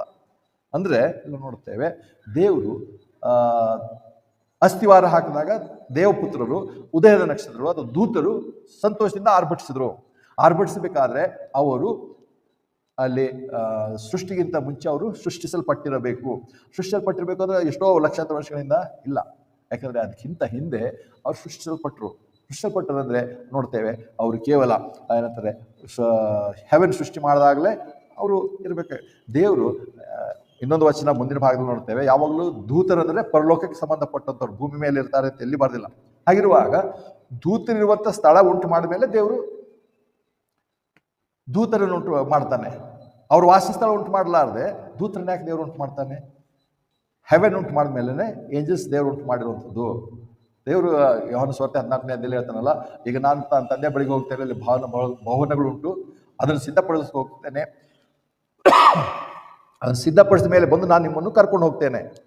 ದೇವರು ಎಲ್ಲೆಲ್ಲ ಒಟ್ಟಿಗೆ ಹೋಗೋಣ, ಹೋದ್ಮೇಲೆ ಅಲ್ಲೇ ಹೋಗಿ ಮನೆ ಕಟ್ಟೋಣ ಅಂತ ಹೇಳಿಲ್ಲ ದೇವರು ಅಧಿಕಾರದಲ್ಲೂ ಸಹ ಹೆವೆನ್ಲಿ ಹೋಸ್ಟ್ ದೂತರನ್ನು, ಪರಲೋಕದ ಆತ್ಮಿಕ ಸಮೂಹವನ್ನು ಸೃಷ್ಟಿ ಮಾಡೋದಕ್ಕಿಂತ ಮುಂಚೆ ಅವರು ಇರ್ಲಿಕ್ಕಿರುವಂಥ ವಾಸ ಸ್ಥಳಕ್ಕೆ ಹೆವೆನ್ ಅಂತ ಹೇಳ್ತಾರೆ, ಅದನ್ನು ಉಂಟು ಮಾಡಬೇಕು. ಸೊ ದೇವರು ಹೆವೆನ್ ಉಂಟು ಮಾಡಿ ನಂತರ ಆತ್ಮ ಅದರಲ್ಲಿರುವಂಥ ದೂತರನ್ನು ಉಂಟು ಮಾಡ್ದ. ಇಷ್ಟು ಸ್ಪಷ್ಟತೆ ದೇವರ ವಾಕ್ಯದಲ್ಲಿ ಇದೆ. ಇದರಲ್ಲಿ ಅದಕ್ಕೆ ಏನು ಭಾಳ ಏನೇನೋ ಸ್ಟಡಿ ಮಾಡಿ ಏನೇನೋ ಮಾಡಬೇಕಾಗಿಲ್ಲ, ಇಷ್ಟೇ ಸಿಂಪಲ್ ಆಗಿ ದೇವರ ವಾಕ್ಯದಲ್ಲಿ. ಹಾಗಿದ್ರೆ ದೂತರು ಉಂಟು ಮಾಡೋಕ್ಕಿಂತ ಮುಂಚೆ ಹೆವೆನ್ ಉಂಟು ಮಾಡಿದೆ. ಯಾವಾಗ? ಆ ಹೆವೆನ್ ಯಾವುದು? ಅದನ್ನು ನೋಡಿದ್ರೆ ಆ ಹೆವೆನ್ ಯಾವುದಂದ್ರೆ ನೋಡ್ತೇವೆ, ದೇವರಿರುವಂಥ ಸ್ಥಳ ಅಲ್ಲ, ಈ ದೂತರಿರ್ಲಿಕ್ಕಿರುವಂಥ ಸ್ಥಳ. ಅದಕ್ಕೆ ನೋಡ್ತೇವೆ 5ನೇ ವಚನಕ್ಕೆ ಬರ್ತೇವೆ. 5ನೇ ವಚನ, ಮತ್ತು ದೇವರು ಬೆಳಕಿಗೆ ಹಗಲೆಂದು ಕತ್ತಲೆಗೆ ರಾತ್ರಿ ಎಂದು ಕರೆದು, ಹೀಗೆ ಸಾಯಂಕಾಲಕ್ಕೆ ಪ್ರಾತಃಕಾಲವಾಗಿ 1ನೇ ದಿನವೂ ಆಯಿತು.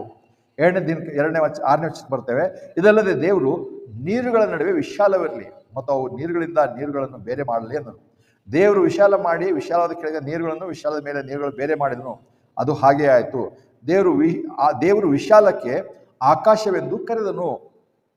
ದೇವರಿರುವಂಥ ಆಕಾಶ ಹೆವೆನ್ ಮೊದಲೇ ಬೇರೆ ಇದೆ. ಇಲ್ಲಿ ನೀರುಗಳ ಮಧ್ಯದಲ್ಲಿ ವಿಶಾಲವಾದಂಥ ಸ್ಥಳ ಉಂಟು ಮಾಡ್ದ. ಭೂಮಿ ಮೇಲೆ 1ನೇ ವಚನ ನೋಡಿದಾಗ ಪರಿಪೂರ್ಣ ನೀರೇ ಇತ್ತು. ದೇವರ ಪರಲೋಕಕ್ಕೂ ಮನುಷ್ಯರ ಮಧ್ಯದಲ್ಲಿ ಅದೇ ಪರಿಪೂರ್ಣನೇ ಇರುತ್ತು. ಆ ನೀರನ್ನ ದೇವರು ಇಲ್ಲಿ ಬರುವಾಗ 2ನೇ ವಚನಕ್ಕೆ ಬರುವಾಗ ನೀರುಗಳ ಮಧ್ಯದಲ್ಲಿ ಒಂದು ಸ್ಪೇಸ್ ಕ್ರಿಯೇಟ್ ಮಾಡ್ದ, ವಿಶಾಲವಾದಂಥ ಸ್ಥಳವನ್ನು ಉಂಟು ಮಾಡ್ದ. ಆ ವಿಶಾಲವಾದಂಥ ಸ್ಥಳ ಉಂಟು ಮಾಡಿದ ಮೇಲೆ ಆ ವಿಶಾಲ ಸ್ಥಳ ಮಧ್ಯದಲ್ಲಿ ಮತ್ತೆ ಅಂತಾರೆ 3ನೇ ಆಕಾಶಕ್ಕೂ ಮತ್ತು 2ನೇ ಆಕಾಶಕ್ಕೂ ಮಧ್ಯದಲ್ಲಿ ನೀರುಂಟು. ಅದರ ಕೆಳಗಡೆಯಲ್ಲಿ ವಿಶಾಲವಾದ ಸ್ಥಳ ಮಾಡ್ದ. ಅದಕ್ಕೆ ದೇವರು ಆಕಾಶ ಅಂತ ಹೇಳ್ದ. ಇಂಗ್ಲೀಷ್ನಲ್ಲಿ ಹೇಳ್ತಾರೆ ಅದಕ್ಕೆ ಹೆವೆನ್ ಅಂತ ಹೇಳ್ತಾರೆ. ಸೊ ಅದು 2ನೇ ಆಕಾಶ. ಅದಕ್ಕೆ ಮೊದಲನೇ ಒಂದು ಆಕಾಶ ಮತ್ತು ಇನ್ನೊಂದು ಆಕಾಶ ಇರೋದ್ರಿಂದ 2ನೇ ಅಧ್ಯಾಯ 1ನೇ ವಚನಕ್ಕೆ ಬರುವಾಗ ಹೀಗೆ ದೇವರು ಆಕಾಶಗಳನ್ನು ಹೆವೆನ್ಸ್ ಅಂತ ಹೇಳಿ ಬರೀತಾನೆ. 1ನೇ ಅಧ್ಯಾಯದ ಬರೆದಾಗ ಬರೀ ಹೆವೆನ್ ಅಂಡ್ ಅರ್ತ್ ಒಂದೇ ಬರ್ತಿದ್ದ. 2ನೇ ಅಧ್ಯಾಯಕ್ಕೆ ಬರುವಾಗ ಅಲ್ಲಿ ಹೆಚ್ಚಿನ ಆಕಾಶಗಳಾಗಿರೋದ್ರಿಂದ ಅಲ್ಲಿ ಆತನು ಆಕಾಶಗಳು ಅಂತ ಹೇಳಿ ಬರ್ದ. ಹೀಗಿದ್ರೆ ಆಕಾಶ ಅಥವಾ ಹೆವೆನ್ ಏನಂದ್ರೆ ದೂತರು ಇರುವಂಥ ವಾಸ ಮಾಡುವಂಥ ಸ್ಥಳ. ಸೊ ದೇವರು ವಾಸ ಮಾಡುವಂಥ ಸ್ಥಳ ಉಂಟು ಮಾಡಿದ ಮೇಲೆ ವಾಸ ಮಾಡ್ಲಿಕ್ಕಿರುವಂಥ ದೂತರನ್ನು ಉಂಟು ಮಾಡ್ದ. ದೂತರನ್ನು ಉಂಟು ಮಾಡೋದಂದ್ರೆ ನೋಡ್ತೇವೆ, ಭೂಮಿಗೆ ಅಸ್ಥಿವಾರ ಹಾಕಿದ ಯಾವಾಗ? 9ನೇ ವರ್ಷದಲ್ಲಿ. 9 ಮತ್ತು 10ನೇ ವರ್ಷ ನೋಡ್ತೇವೆ. 9ನೇ ವರ್ಷ ನೋಡೋಣ. ಆದಿಕಾಂಡ 1ನೇ ಅಧ್ಯಾಯ 9, 10. ಆಗ ದೇವರು ಆಕಾಶದ ಕೆಳಗುವ ನೀರುಗಳು ಒಂದು ಸ್ಥಳದಲ್ಲಿ ಕೂಡಿಕೊಳ್ಳಲಿ ಮತ್ತು ಒಣನೆರಳು ಕಾಣಿಸಲೆಂದು ಅದು ಹಾಗೇ ಆಯಿತು.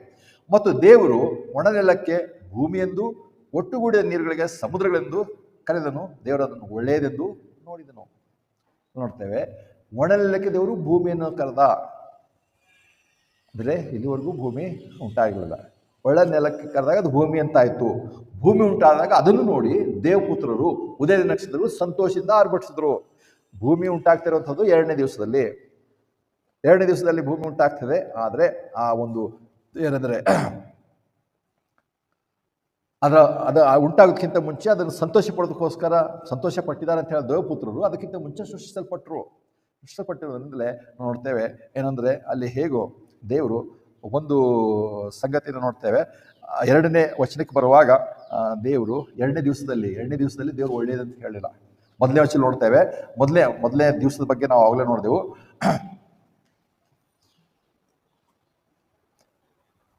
ಮೂರನೇ ವರ್ಷದಿಂದ ನೋಡ್ಕೊಂಡ್ ಬರ್ತೇವೆ. ಆದಿಕಾಂಡ ಮೊದಲನೇ ಅಧ್ಯಾಯ 3ನೇ ವರ್ಷದಿಂದ. ಆಗ ದೇವರು ಬೆಳಕಾಗಲೆಂದು ಬೆಳಕಾಯಿತು, ದೇವರು ಬೆಳಕನ್ನು ಒಳ್ಳೆಯದೆಂದು ನೋಡಿದನು, ದೇವರು ಬೆಳಕನ್ನು ಕತ್ತಲೆಯಿಂದ ಬೇರೆ ಮಾಡಿದ್ರು, ಮತ್ತು ದೇವರು ಬೆಳಕಿಗೆ ಹಗಲೆಂದು ಕತ್ತಲೆಗೆ ರಾತ್ರಿ ಎಂದು ಕರೆದನು. ಈಗ ಸಾಯಂಕಾಲವು ಪ್ರಾತಃಕಾಲವಾಗಿ ಮೊದಲನೇ ದಿನವಾಯಿತು. ಮೊದಲನೇ ದಿವಸದಲ್ಲಿ ಏನು ಹೇಳ್ತಾನೆ? ಬೆಳಕನ್ನು ಒಳ್ಳೆಯದೆಂದು ನೋಡಿದನು. ಅದೇ 2ನೇ ದಿವಸ ಆಯ್ತಲ್ಲ, 2ನೇ ದಿವಸಕ್ಕೆ ಬರುವಾಗ ನೋಡ್ತೇವೆ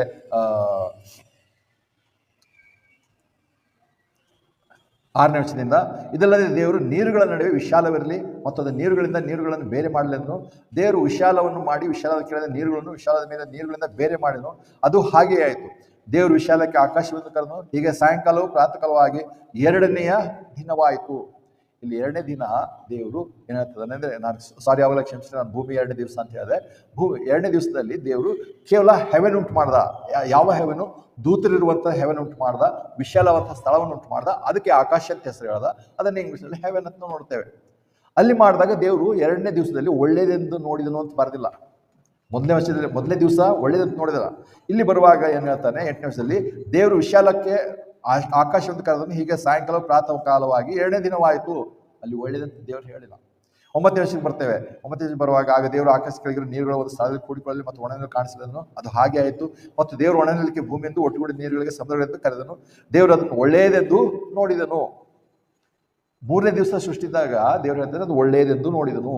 2ನೇ ದಿವಸದಲ್ಲಿ ಒಳ್ಳೇದಂತ ಹೇಳಿಲ್ಲ. ಇಲ್ಲಿ ಒಳ್ಳೇದಂತ ಹೇಳುವಾಗ, ಅಥವಾ ಇಂಗ್ಲೀಷ್ನಲ್ಲಿ ಗುಡ್ ಅಂತ ಹೇಳುವಾಗನು, ಇಲ್ಲಿ ದೇವರು ಒಳ್ಳೇದಂದ್ರೆ ಅಲ್ಲಿ ಕೆಟ್ಟದ್ದು ಅಂತ ಅರ್ಥ ಹೇಳ್ತಾ ಇಲ್ಲ. ಅಲ್ಲಿ ಗುಡ್ ಅಂತ ಹೇಳಿ ನೋಡುವಾಗ ಒಂದು ರೀತಿ ಕಂಪ್ಲೀಟ್ ಆಗಿ, ಪೂರ್ಣವಾಗಿ, ಪರಿಪೂರ್ಣವಾಗಿ. 2ನೇ ದಿವಸದಲ್ಲಿ ದೇವರು ಮಾಡಿರುವಂಥದ್ದು ಪರಿಪೂರ್ಣವಾಗಿರಲಿಲ್ಲ. ಅದಕ್ಕೆ ದೇವರಲ್ಲಿ ಒಳ್ಳೇದಂತ ಹೇಳಿಲ್ಲ, ಏನು ಹೇಳಿಲ್ಲ. ಬರೀ 2 ದಿವಸ ಆಯ್ತು. 2ನೇ ದಿವಸ ಏನು ಮಾಡ್ದ? ಬರೀ ವಿಶಾಲವಂತ ಸ್ಥಳ ಮಾಡ್ದ, ಹೆವನ್ ಮಾಡ್ದ, ಒಣನೆಲ್ಲ ಕಾಣಿಸ್ತು. ಆದರೆ ಏನಂತಾರೆ, ಸೆಪ್ರೇಟ್ ಮಾಡ್ದ. ಆದರೆ ಅದು ಅಷ್ಟಕ್ಕೆ ಇತ್ತು. ವಿಶಾಲವಾದ ಸ್ಥಳ ಒಂದಾಯಿತು, ಭೂಮಿ ಕೆಳಗಿದೆ ಅಥವಾ ಎರಡುಗಳ ಮಧ್ಯದಲ್ಲಿ ವಿಶಾಲವಾದ ಸ್ಥಳ ಮಾಡ್ದ, ಹೆವನ್ ಆಯಿತು. ಆದರೆ ಪರಿಪೂರ್ಣವಾಗಿಲ್ಲ. ಯಾಕಂದರೆ ಕೆಳಗಿರುವಂಥ ಸ್ಥಳ ಪರಿಪೂರ್ಣವಾಗಿದ್ದೆ ಆವಾಗ 3ನೇ ದಿವಸದಲ್ಲಿ ದೇವರು 9ನೇ ದಿವಸ ನೋಡ್ತೇವೆ, ದೇವರು ಆಕಾಶ ಕೆಳಗೆ ನೀರುಗಳು ಒಂದು ಸ್ಥಳ ಕೂಡಿಕೊಳ್ಳಲಿ ಮತ್ತು ಒಣನೆಲು ಕಾಣಿಸಲು. ಅದು ಹಾಗೆ ಆಯಿತು. ಮತ್ತು ದೇವರು ಒಣನೆಲಕ್ಕೆ ಭೂಮಿಯಿಂದ ಒಟ್ಟುಗೂಡಿ ನೀರುಗಳ ಸಮುದ್ರ ಅಂತ ಕರೆದನು. ದೇವರು ಅದನ್ನು ಒಳ್ಳೆಯದೆಂದು ನೋಡಿದನು. ಯಾಕಂದ್ರೆ ಒಳ್ಳೆಯದಂತ ನೋಡ್ತಾನೆ ಅಂದರೆ 11ನೇ ವರ್ಷ ನೋಡ್ತೇವೆ, ತರುವಾಯ ದೇವರು ಭೂಮಿಯು ಹುಲ್ಲನ್ನು, ಬೀಜ ಕೊಡುವ ಪಲ್ಯವನ್ನು, ತನ್ನೊಳಗೆ ಬೀಜವಿದ್ದು ತನ್ನ ಜಾತಿ ಪ್ರಕಾರ ಫಲವನ್ನು ಫಲಿಸುವ ಹಣ್ಣು ಮರವನ್ನು ಭೂಮಿ ಮೇಲೆ ಮೊಳೆಸಲಿ ಎಂದು ಹೇಳಿದನು. ಅದು ಹಾಗೆ ಆಯಿತು. ಭೂಮಿ ಹುಲ್ಲನ್ನು, ತನ್ನ ಜಾತಿ ಪ್ರಕಾರ ಬೀಜ ಕೊಡುವ ಪಲ್ಯವನ್ನು, ತನ್ನ ಜಾತಿ ಪ್ರಕಾರ ತನ್ನೊಳಗೆ ಬೀಜದ ಹಣ್ಣಿನ ಮರವನ್ನು ಮೊಳೆಸಿತು. ದೇವರು ಅದನ್ನು ಒಳ್ಳೆಯದೆಂದು ನೋಡಿದನು. ಹೀಗೆ ಸಾಯಂಕಾಲವು ಪ್ರಾತಃಕಾಲವಾಗಿ 3ನೆಯ ದಿನವಾಯಿತು. ಇಲ್ಲಿ ಒಳ್ಳೆಯದಂತ ಯಾಕೆ ಹೇಳ್ತದಾನೆ? ಭೂಮಿ ಕಂಪ್ಲೀಟ್ ಆಯಿತು. 2ನೇ ದಿವಸದಲ್ಲಿ ಕೇವಲ ವಿಶಾಲವಾದ ಸ್ಥಳ ಉಂಟು ಮಾಡ್ದ. ಅದು ಇನ್ನೂ ಪರಿಪೂರ್ಣವಾಗಿಲ್ಲ. ಅದಕ್ಕೆ ದೇವರು ಪರಿಪೂರ್ಣವಾಗಿದೆ ಅಂತ ಹೇಳಿಲ್ಲ, ಒಳ್ಳೇದಂತ ಹೇಳಿಲ್ಲ. 3ನೇ ದಿವಸದಲ್ಲಿ ಸೆಪ್ರೇಟ್ ಮಾಡಿದ ಮೇಲೆ ಭೂಮಿ ಒಣನೆಲುವಂತೆ ಕಾಣಿಸುವಂತೆ ಮಾಡ್ದ. ಮತ್ತು ಅದರಲ್ಲಿ ಹಸಿರು ಹುಲ್ಲು, ಫಲ, ಬೀಜ ಕೊಡುವಂಥ ಎಲ್ಲ ಏನಂತಾರೆ ಒಂದು ಸೃಷ್ಟಿನ ದೇವರು ಉಂಟು ಮಾಡ್ದ. ಅದು ನೋಡಿದಾಗ ದೇವರು ಇವಾಗ ಇದು ಪರಿಪೂರ್ಣ ಇದೆ. ಅದಕ್ಕೆ ಸಂತೋಷಪಟ್ಟ. ಹಾಗಿದ್ರೆ ನಾವು ವಾಪಸ್ ಮತ್ತೆ ಬರ್ತೇವೆ. ಭೂಮಿಗೆ 3ನೇ ದಿವಸದಲ್ಲಿ ದೇವರು ಒಣನೆಲು ಕಾಣಿಸ್ಕೊಂತ ಮಾಡ್ದ. ಅದಕ್ಕೆ ಹೆಸರು ಭೂಮಿ ಅಂತ ಹೇಳಿ ಕರೆದಿದ್ದೆ. ಆದರೆ ನಾವು ನೋಡ್ತೇವೆ, ನಮ್ಮ ಪ್ರಕಾರ ನಾವು ಯಾವಾಗಲೂ ದಿವಸ ಅಂತೇಳಿ ನಾವು ಬೆಳಗಿಂದ ನೋಡ್ತೇವೆ. ಇವತ್ತಿನ ದಿವಸ ಅಂದರೆ ಹೇಗೆ ನಮ್ಮ ಪ್ರಕಾರನೂ ಇದೆ. ರಾತ್ರಿ 12 ಗಂಟೆಗೆ ಒಂದು ದಿವಸ ನಾವು ತಿಳ್ಕೊತೇವೆ. ರಾತ್ರಿ 12 ಗಂಟೆ ಆದ ತಕ್ಷಣ ಒಂದು ಡೇಟ್ ನಮಗೆ ಬರುತ್ತೆ. ಆದ್ರೆ ನಮ್ಮೆಲ್ಲರ ತಲೆಯಲ್ಲಿ ಏನಿದೆ ಅಂದರೆ ಬೆಳಿಗ್ಗೆ ಹೊಸ ದಿವಸ ನಮಗೆ. ಆದರೆ ಬೈಬಲ್ನ ಪ್ರಕಾರ ಅಲ್ಲಿ ಏನು ಹೇಳ್ತಾನೆ? ಯಾವಾಗಲೂ ಸಾಯಂಕಾಲವು ಪ್ರಾತಃಕಾಲ. ಒಂದೇ ದಿವಸ ಹೇಗೆ ಹೇಳ್ತಾನೆ ನೋಡ್ತೇವೆ. 5ನೇ ವರ್ಷ ನೋಡ್ತೇವೆ, ಆದಿಕಾಂಡ 1ನೇ ಅಧ್ಯಾಯ 5ನೇ ವರ್ಷ. ಮತ್ತು ದೇವರು ಬೆಳಕಿಗೆ ಹಗಲೆಂದು ಕತ್ತಲೆಗೆ ರಾತ್ರಿ ಎಂದು ಕರೆದ. ಹೀಗೆ ಸಾಯಂಕಾಲವು ಪ್ರಾತಃಕಾಲವಾಗಿ 1ನೇ ದಿನವಾಯಿತು. ಅದಕ್ಕೆ ಇವತ್ತು ಕೂಡ ಇಸ್ರೇಲರು ಅನುಸರಿಸುವಂಥದ್ದು ಏನಂದರೆ, ಸಾಯಂಕಾಲದಿಂದಲೇ ಅವ್ರಿಗೆ 1ನೇ ದಿವಸ ಒಂದು ದಿವಸ ಶುರು ಆಗುತ್ತೆ. ಸಾಯಂಕಾಲ 6 ಗಂಟೆಯಿಂದ ನಾಳೆ ಸಾಯಂಕಾಲ 6 ಗಂಟೆವರೆಗೂ ಅವ್ರಿಗೆ ಒಂದು ದಿವಸ. ನಮಗೆ ಹಾಗಲ್ಲ. ನಮ್ಗೆ 12 ಗಂಟೆ ಇದೆ. ನಮ್ಮ ಪ್ರಕಾರ ಬೆಳಿಗ್ಗೆ 6 ಗಂಟೆ ನಾವು ತಿಳ್ಕೊಳ್ತೇವೆ. ಇವತ್ತು ಬೆಳಿಗ್ಗೆ 6 ಗಂಟೆಗೆ ಎದ್ದೆವು ಬೆಳಿಗ್ಗೆ ಅಂತ ನಾವು ಹೇಳ್ಕೊತೇವೆ. ಆದರೆ ಅದಕ್ಕೆ ಅಲ್ಲಿ ಉಲ್ಟಾ ಇದೆ. ಇವತ್ತು ಇಷ್ಟೆಲ್ಲರೂ ಕೂಡ ಸರಿಸಿದ ಹಾಗೆ. ಅದಕ್ಕೆ ನೋಡ್ತೇವೆ, 2ನೇ ದಿವಸದಲ್ಲಿ ದೇವರು ವಿಶಾಲವಾದಂಥ ಸ್ಥಳವನ್ನು ಉಂಟು ಮಾಡ್ದ. 2ನೇ ದಿವಸದ ಪ್ರಾರಂಭದಲ್ಲಿ. ಯಾಕೆ ಪ್ರಾರಂಭದಲ್ಲಿ ಅಂದರೆ, ಸಾಯಂಕಾಲವು ಪ್ರಾತಃಕಾಲ ಆಗುತ್ತಲ್ಲ, 2ನೇ ದಿವಸದ ಸಾಯಂಕಾಲ ಅವರಿಗೆ ಪ್ರಾರಂಭ ಆಗ್ತದೆ. ನಮ್ಮ ಪ್ರಕಾರ ಸಾಯಂಕಾಲ. ಆದರೆ ಅವ್ರಿಗೆ ಸಾಯಂಕಾಲ 2ನೇ ದಿವಸ ಪ್ರಾರಂಭ ಆಗೋದು ಸಾಯಂಕಾಲದಿಂದಲೇ. ಆ ಸಾಯಂಕಾಲದಲ್ಲಿ ದೇವರು 2 ಏನಂತಾರೆ ವಿಶಾಲವಾದಂಥ ಸ್ಥಳ ಉಂಟು ಮಾಡ್ದ. ಅದ್ಯಾರು ದೇವದೂತರಿರುವಂಥ ಸ್ಥಳ. ಅದ್ರ ಜೊತೆಯಲ್ಲಿ ಅವ್ರ ಸಮೂಹ ದೇವದೂತರನ್ನು ಕೂಡ ದೇವರು ಉಂಟು ಮಾಡ್ದ. ಅದಕ್ಕಿಂತ ಮುಂಚೆ ದೇವದೂತರು ಇರಲಿಲ್ಲ. ಅವರನ್ನು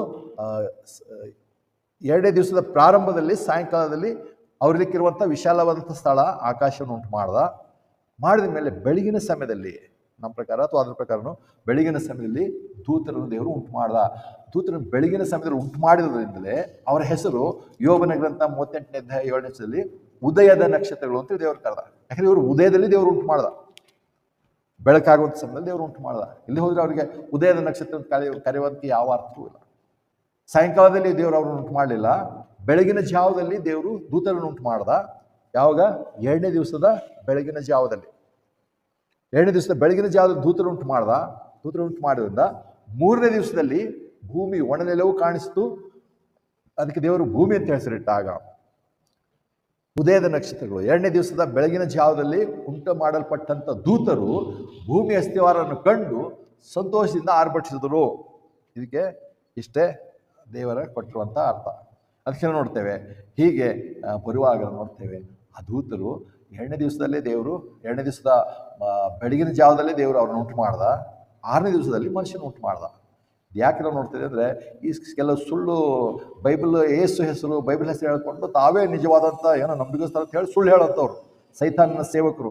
ಅವರುಗಳು ಬಂದು ದೇವರು ಹೇಳ್ತಾರೆ ದೇವದೂತರೊಂದಿಗೆ ಸಮಾಲೋಚನೆ ಮಾಡ್ದ. 1ನೇ ಅಧ್ಯಾಯ 26ನೇ ದೂತರನ್ನು ಕರ್ಕೊಂಡ್ಬಂದು ಅವ್ರ ಜೊತೆ ಡಿಸ್ಕಷನ್ ಮಾಡ್ತಾರಂತೆ. ಎಲ್ಲಿ ಡಿಸ್ಕಸ್ ಮಾಡ್ತಾನೆ? 2ನೇ ದಿವಸದಲ್ಲಿ ಉಂಟಾಗಿರೋ ದೂತರಿಗೆ ಅವ್ರ ಹತ್ರ ಏನು ಜ್ಞಾನ ಇರುತ್ತೆ ಅಂತ ದೇವರು ಹೋಗಿ ಅವ್ರ ಮತ್ತೆ ಡಿಸ್ಕಷನ್ ಮಾಡ್ತಾರೆ. ಇವರು ದೇವರ ತ್ರೈಕತ್ವವನ್ನು ಅಲ್ಲಗಳೆಯೋದಕ್ಕೋಸ್ಕರ 1:26 ದೇವರು ನಮ್ಮ ಹೋಲಿಕೆಯಲ್ಲಿ ನಮ್ಮ ಸ್ವರೂಪದಲ್ಲಿ ಮನುಷ್ಯನ ಉಂಟು ಮಾಡ ನಮ್ಮ ತಗೋಣ ಇಲ್ಲ ದೂತರಿಗೆ ಕರ್ಕೊಂಡ್ಬಂದ. 2ನೇ ದಿವಸದಲ್ಲಿ ದೇವರು ದೂತರು ಉಂಟು ಮಾಡಿರೋಂಥ ಸೃಷ್ಟಿಗೆ ಆ ದೂತರನ್ನು ಕರ್ಕೊಂಡ್ಬಂದು ದೇವರು ಸಲಹೆ ಕೇಳ್ತಾನ. ಈ ಸುಳ್ಳು ಹೇಳುವಂಥ ಯೇಸು ಅವ್ರ ಯೇಸುವೇ ಬೇರೆ. ಅವ್ರ ಯೇಸು ಹೋಗಿ ದೂತರ ಹತ್ರ ಸಲಹೆ ಕೇಳ್ತಾನಂತೆ. ನಾವು ಅಂದರೆ ದೂತರ ಜೊತೆ ಸಂಭಾಷಣೆ ಮಾಡಂತ, ಡಿಸ್ಕಷನ್ ಮಾಡೋದು, ಸಲಹೆ ಪಡ್ಕೊಂಡಂತೆ. ನಮ್ಮ ಬೈಬಲ್ನ ದೇವರು ಹಾಗಲ್ಲ. ಬೈಬಲ್ ದೇವರು ತನ್ನ ಸ್ವಂತ ಜ್ಞಾನದ ಎಲ್ಲ ಉಂಟು ಮಾಡುವಾಗ ಅವ್ರ ಹತ್ರ ಹೋಗಿ ಸಲಹೆ ಮನುಷ್ಯರಿಗೆ ಉಂಟು ಮಾಡೋ ಸ್ವಲ್ಪ ಬಂದು ನಮಗೆ ಸಲಹೆ ಕೊಡ್ರಿ ಅಂತ ಕೇಳ್ತಾನ. ಎಂಥ ಮೂರ್ಖತನದ ಆಲೋಚನೆ ಮಾಡ್ತಾರೆ ಮೂರ್ಖರು. ಸುಳ್ಳು ಹೇಳೋಕೆ, ದೇವರ ತ್ರೈಕತ್ವವನ್ನು ಅಲ್ಲಗಳೆಯೋದಕ್ಕೆ ಏನೆಲ್ಲ ಒಂದೊಂದು ಸುಳ್ಳು ಅರ್ಥಗಳನ್ನು ಹುಡ್ಕೊಂಡ್ಬಂದಿದ್ದಾರೆ. ಅದಕ್ಕೆ ಹೇಳೋಂಥವ್ರು ಕೇಳಿದ್ರು, ಲೈಕ್ ಮಾಡೋರು ನಂಬುವಂಥವ್ರು ಕೂಡ ಇದ್ದಾರೆ, ಮತ್ತು ಪ್ರೇಸ್ ದಿ ಲಾರ್ಡ್ ಆಮೆನ್ ಹೇಳೋಂಥವ್ರು ಕೂಡ ಇದ್ದಾರೆ ಸುಳ್ಳಿಗೆ. ದೇವರಿಗೆ ಯಾವನು ಎಷ್ಟು ವಾಕ್ಯ ನೋಡ್ತೇವೆ. ದೇವರಿಗೆ ಆಲೋಚನೆ ಕರ್ತನೆ ಯಾರು ಕೊಡ್ತಾರೆ? ದೇವರು ಸ್ವತಃ ಎಲ್ಲರೂ ಮಾಡ್ತಾರೆ. 2ನೇ ದಿವಸದ ಉದಯದಲ್ಲಿ ದೂತರ ಉಂಟು ಮಾಡ್ದ. ನೆಕ್ಸ್ಟ್ 4ನೇ ದಿವಸಕ್ಕೆ ಮನುಷ್ಯನ ದೇವರು ಉಂಟು ಮಾಡ್ದ. 4 ದಿವಸ ಹಳೆ ದೂತರ ಹತ್ರ ಹೋಗಿ ದೇವರು ಅವನಿಗೆ ಸಲಹೆ ಕೇಳ್ತಾನ. ಇವ್ರು ಎಂಥ ಸುಳ್ಳು, ಇವರು ಯೇಸು, ಯಾವ ಯೇಸು ಇವರು? ಯೇಸು ದೇವರ ಬಗ್ಗೆ ತಿಳುವಳಿಕೆನಲ್ಲ ಇವರಿಗೆ. ಅದಕ್ಕೆ ಇಂಥ ಒಂದು ವಿಚಾರಗಳನ್ನು ನಾವು ಸುಳ್ಳು ಅಂಥೇಳಿ ನಾವು ಬೈಬಲ್ ವಾಕ್ಯನ ಸ್ಪಷ್ಟಪಡಿಸೋಸ್ಕರವೇ ಇಲ್ಲಿ ನಾವು ದೂತರ ಬಗ್ಗೆ ನೋಡ್ತೀವಿ. ಇದಕ್ಕೆ ಸಂಬಂಧಪಟ್ಟ ಹಾಗೇನು ಕೆಲವು ವಿಷಯಗಳನ್ನ ನೋಡ್ಕೊಂಡು ಹೋಗ್ತೇವೆ. ಹೇಗೂ ಅಲ್ಲಿ ನೋಡೋ ಪ್ರಕಾರ ದೂತರನ್ನು ದೇವರು ಏನಂತಾರೆ ಸೃಷ್ಟಿ ಜೀವಿಗಳನ್ನಾಗಿ ಮಾಡ್ದ. ಅವ್ರು ಸೃಷ್ಟಿಕರ್ತಲ್ಲ ಅಥವಾ ಆರಾಧನೆಗೆ ಹೋಗ್ಯಾರಲ್ಲ. ಅದನ್ನೇ ಪ್ರಕಟಣೆಯಲ್ಲಿ ಹಲವು ಕಡೆ ನೋಡ್ತೇವೆ. 19ನೇ ಅಧ್ಯಾಯ 22ನೇ ಅಧ್ಯಾಯ ಮತ್ತು ಹಿಂದೆ ಬೇರೆ ಅಧ್ಯಾಯಗಳ ಬೇರೆ ಪುಸ್ತಕಗಳಲ್ಲಿ ಕೊಡುತ್ತೆ. ದೂತರನ್ನು ದೇವರು ದೂತರಿಗೆ ಇವರು ತಪ್ಪಾಗಿ ಮನುಷ್ಯರು ಅವ್ರಿಗೆ ಆರಾಧನೆ ಮಾಡುವಾಗ ಅವ್ರು ಹೇಳ್ತಾರೆ, ನಮಗೆ ಆರಾಧನೆ ಮಾಡಬೇಡಿ, ದೇವರು ಮಾತ್ರ ಆರಾಧನೆಗೆ ಹೋಗೋಣ ಅಂತ. ದೂತರು ಕೇವಲ ಮನುಷ್ಯರೇ. ದೂತರು ಹೀಗೆ ನೋಡುವಾಗ ನಾವು ಇವತ್ತು ಏನು ನೋಡಿದರೆ, ದೇವರು ದೂತರ ಸೃಷ್ಟಿ ಯಾವಾಗ ಅಂದರೆ 2ನೇ ದಿವಸದ ಉದಯದಲ್ಲಿ ದೇವರು ದೂತರನ್ನು ಉಂಟು ಮಾಡಿದ್ದಾನೆ. 6 ದಿವಸದಲ್ಲಿ ಮನುಷ್ಯನ ಉಂಟು ಮಾಡ್ದ. ಇಷ್ಟೇ. ಅದಾದಮೇಲೆ ದೂತರು ಯಾರು, ಹೇಗಿದ್ದಾರೆ, ಅವರ ಸಂಗತಿಗಳೇನು ಮುಂದಿನ ದಿವಸಗಳು ನೋಡೋಣ. ಯಾಕಂದರೆ ನಾವು ನೋಡ್ತೇವೆ, ನಮಗೂ ಚಿಕ್ಕವರಿದ್ದಾಗ ಮಕ್ಕಳಿಗೆ ಇದ್ದಾಗ ಹೇಳ್ತೇವೆ, ಚಿಕ್ಕ ಮಕ್ಕಳು ತಮ್ಮಷ್ಟು ತಾವೇ ಅವ್ರಿಗಿನ್ನೂ ಏನು ಅಷ್ಟೊಂದು ತಿಳುವಳಿಕೆಲ್ಲ, ತನ್ನಷ್ಟು ತಾನೇ ನಗುವಂಥದ್ದು ಅದೆಲ್ಲ ನೋಡಿದಾಗ ನಮ್ಮ ಹತ್ರ ಕೆಲವರು ಇದ್ದರು. ಅಂದರೆ ಅಲ್ಲಿ ಪಾಸ್ಟ್ ಮಕ್ಕಳು ನೋಡು ದೇವದೂತರು ಮಗುಗೆ ನಗಿಸ್ತಾ ಇದ್ದಾರೆ, ದೇವದೂತರು ಮಾಡ್ತಾರೆ. ಮತ್ತು ಗಾರ್ಡಿಯನ್ ಏಂಜಲ್ ಅಂತ ಕೂಡ ಅಂತ ಕೇಳಿ ನಂಬ್ತಾರೆ. ನಮಗೆ ಒಬ್ಬ ದೇವರು ನಮಗೆ ಗಾರ್ಡಿಯನ್ ಏಂಜಲ್ ಕೊಟ್ಟಿದ್ದಾನೆ, ನಮ್ಮನ್ನು ಕಾಪಾಡೋದಕ್ಕೆ ದೂತನು ಒಬ್ಬನ ಜೊತೆಲಿರ್ತಾನೆ ಅಂತ ಹೇಳಿ. ಇಲ್ಲ, ದೂತರ ಬಗ್ಗೆ ಕೆಲವು ಸಂಗತಿಗಳನ್ನು ತಪ್ಪಾಗಿ ತಿಳ್ಕೊಂಡು ನೋಡ್ತೇವೆ. ಯಾಕಂದರೆ ಹೀಗೆ ದೂತರ ಬಗ್ಗೆ ತಪ್ಪಾಗಿ ಬರುವಂಥದ್ದೇ ಅದು ಎಲ್ಲಿಗೆ ನಡೆಸ್ತದೆ? ಆ ತಪ್ಪು ದೆವ್ವಗಳಿಗೆ, ಭೂತಗಳಿಗೆ ನಂಬಿಕೆ ಇಡುವಂಥ ಒಂದು ವಿಷಯಕ್ಕೆ ನಡೆಸುವಂಥದ್ದಾಗಿದೆ. ಅನೇಕರು ಹಾಗಾಗಿ ದೇವರನ್ನು ಬಿಟ್ಟು ದೂತರು ಅವ್ರ ಬಗ್ಗೆನೇ ಬಹಳ ಯೋಚನೆ ಮಾಡ್ಕೊಂಡು ಹೋಗಿದ್ದಾರೆ. ದೇವರ ವಾಕ್ಯದಲ್ಲಿ ಅವೆಲ್ಲವುಗಳಿಲ್ಲ. ಕೇವಲ ಇಲ್ಲಿ ನಾವು ನೋಡುವ ಪ್ರಕಾರ ದೂತರು ಕೂಡ ದೇವರ ಸೃಷ್ಟಿಯೇ, ಮತ್ತು ಅವರು ದೇವರಂತೆ ಅವುಗಳು ಕೂಡ ಮನುಷ್ಯನಿಗಿಂತ ಜ್ಞಾನ, ಮನುಷ್ಯನಿಗಿಂತ ಉನ್ನತವಾಗಿರುವಂಥದ್ದು. ಕೀರ್ತನೆಗಳಲ್ಲಿ ಮತ್ತು ಇಬ್ರಿಯ ಪತ್ರಿಕೆಗಳು ನೋಡ್ತೇವೆ, ದೇವರು ಮನುಷ್ಯರನ್ನು ದೂತರಿಗಿಂತ ಸ್ವಲ್ಪ ಏನಂತಾರೆ ದೂತರು ಮನುಷ್ಯರಿಗಿಂತ ಶ್ರೇಷ್ಠವಾದಂಥವರೇ. ಆದರೆ ಮನುಷ್ಯರನ್ನು ಅದಕ್ಕಿಂತ ಸ್ವಲ್ಪ ಕೆಳಮಟ್ಟದಲ್ಲಿ ಉಂಟು ಮಾಡಿದೆ ಅಂತ ಹೇಳ್ತಾರೆ. ಕೆಳಮಟ್ಟದಲ್ಲಿ ಉಂಟು ಮಾಡಿದೆ. ನಾವು ಮನುಷ್ಯರು ಕೆಳಮಟ್ಟದಲ್ಲಿರುವಂಥವರೇ. ಆದರೆ ದೇವರು ನೋಡ್ತೇವೆ ಮನುಷ್ಯರ ಬಗ್ಗೆ ಆತನು ವಿಶೇಷವಾದಂಥ ಏನಂತಾರೆ ಯೋಜನೆಯನ್ನು, ಕಾಳಜಿಯನ್ನು ದೇವರು ವಹಿಸ್ಕೊಂಡಿದ್ದಾನೆ. ಅದಕ್ಕೋಸ್ಕರವಾದರೂ ನಮ್ಮ ಕರ್ತನಾದ ಯೇಸು ಕ್ರಿಸ್ತನು ಆತನು ದೂತನಾಗಿ ಲೋಕಕ್ಕೆ ಬರಲಿಲ್ಲ, ಬದಲಾಗಿ ಮನುಷ್ಯನಾಗಿ ಲೋಕಕ್ಕೆ ಬಂದನು.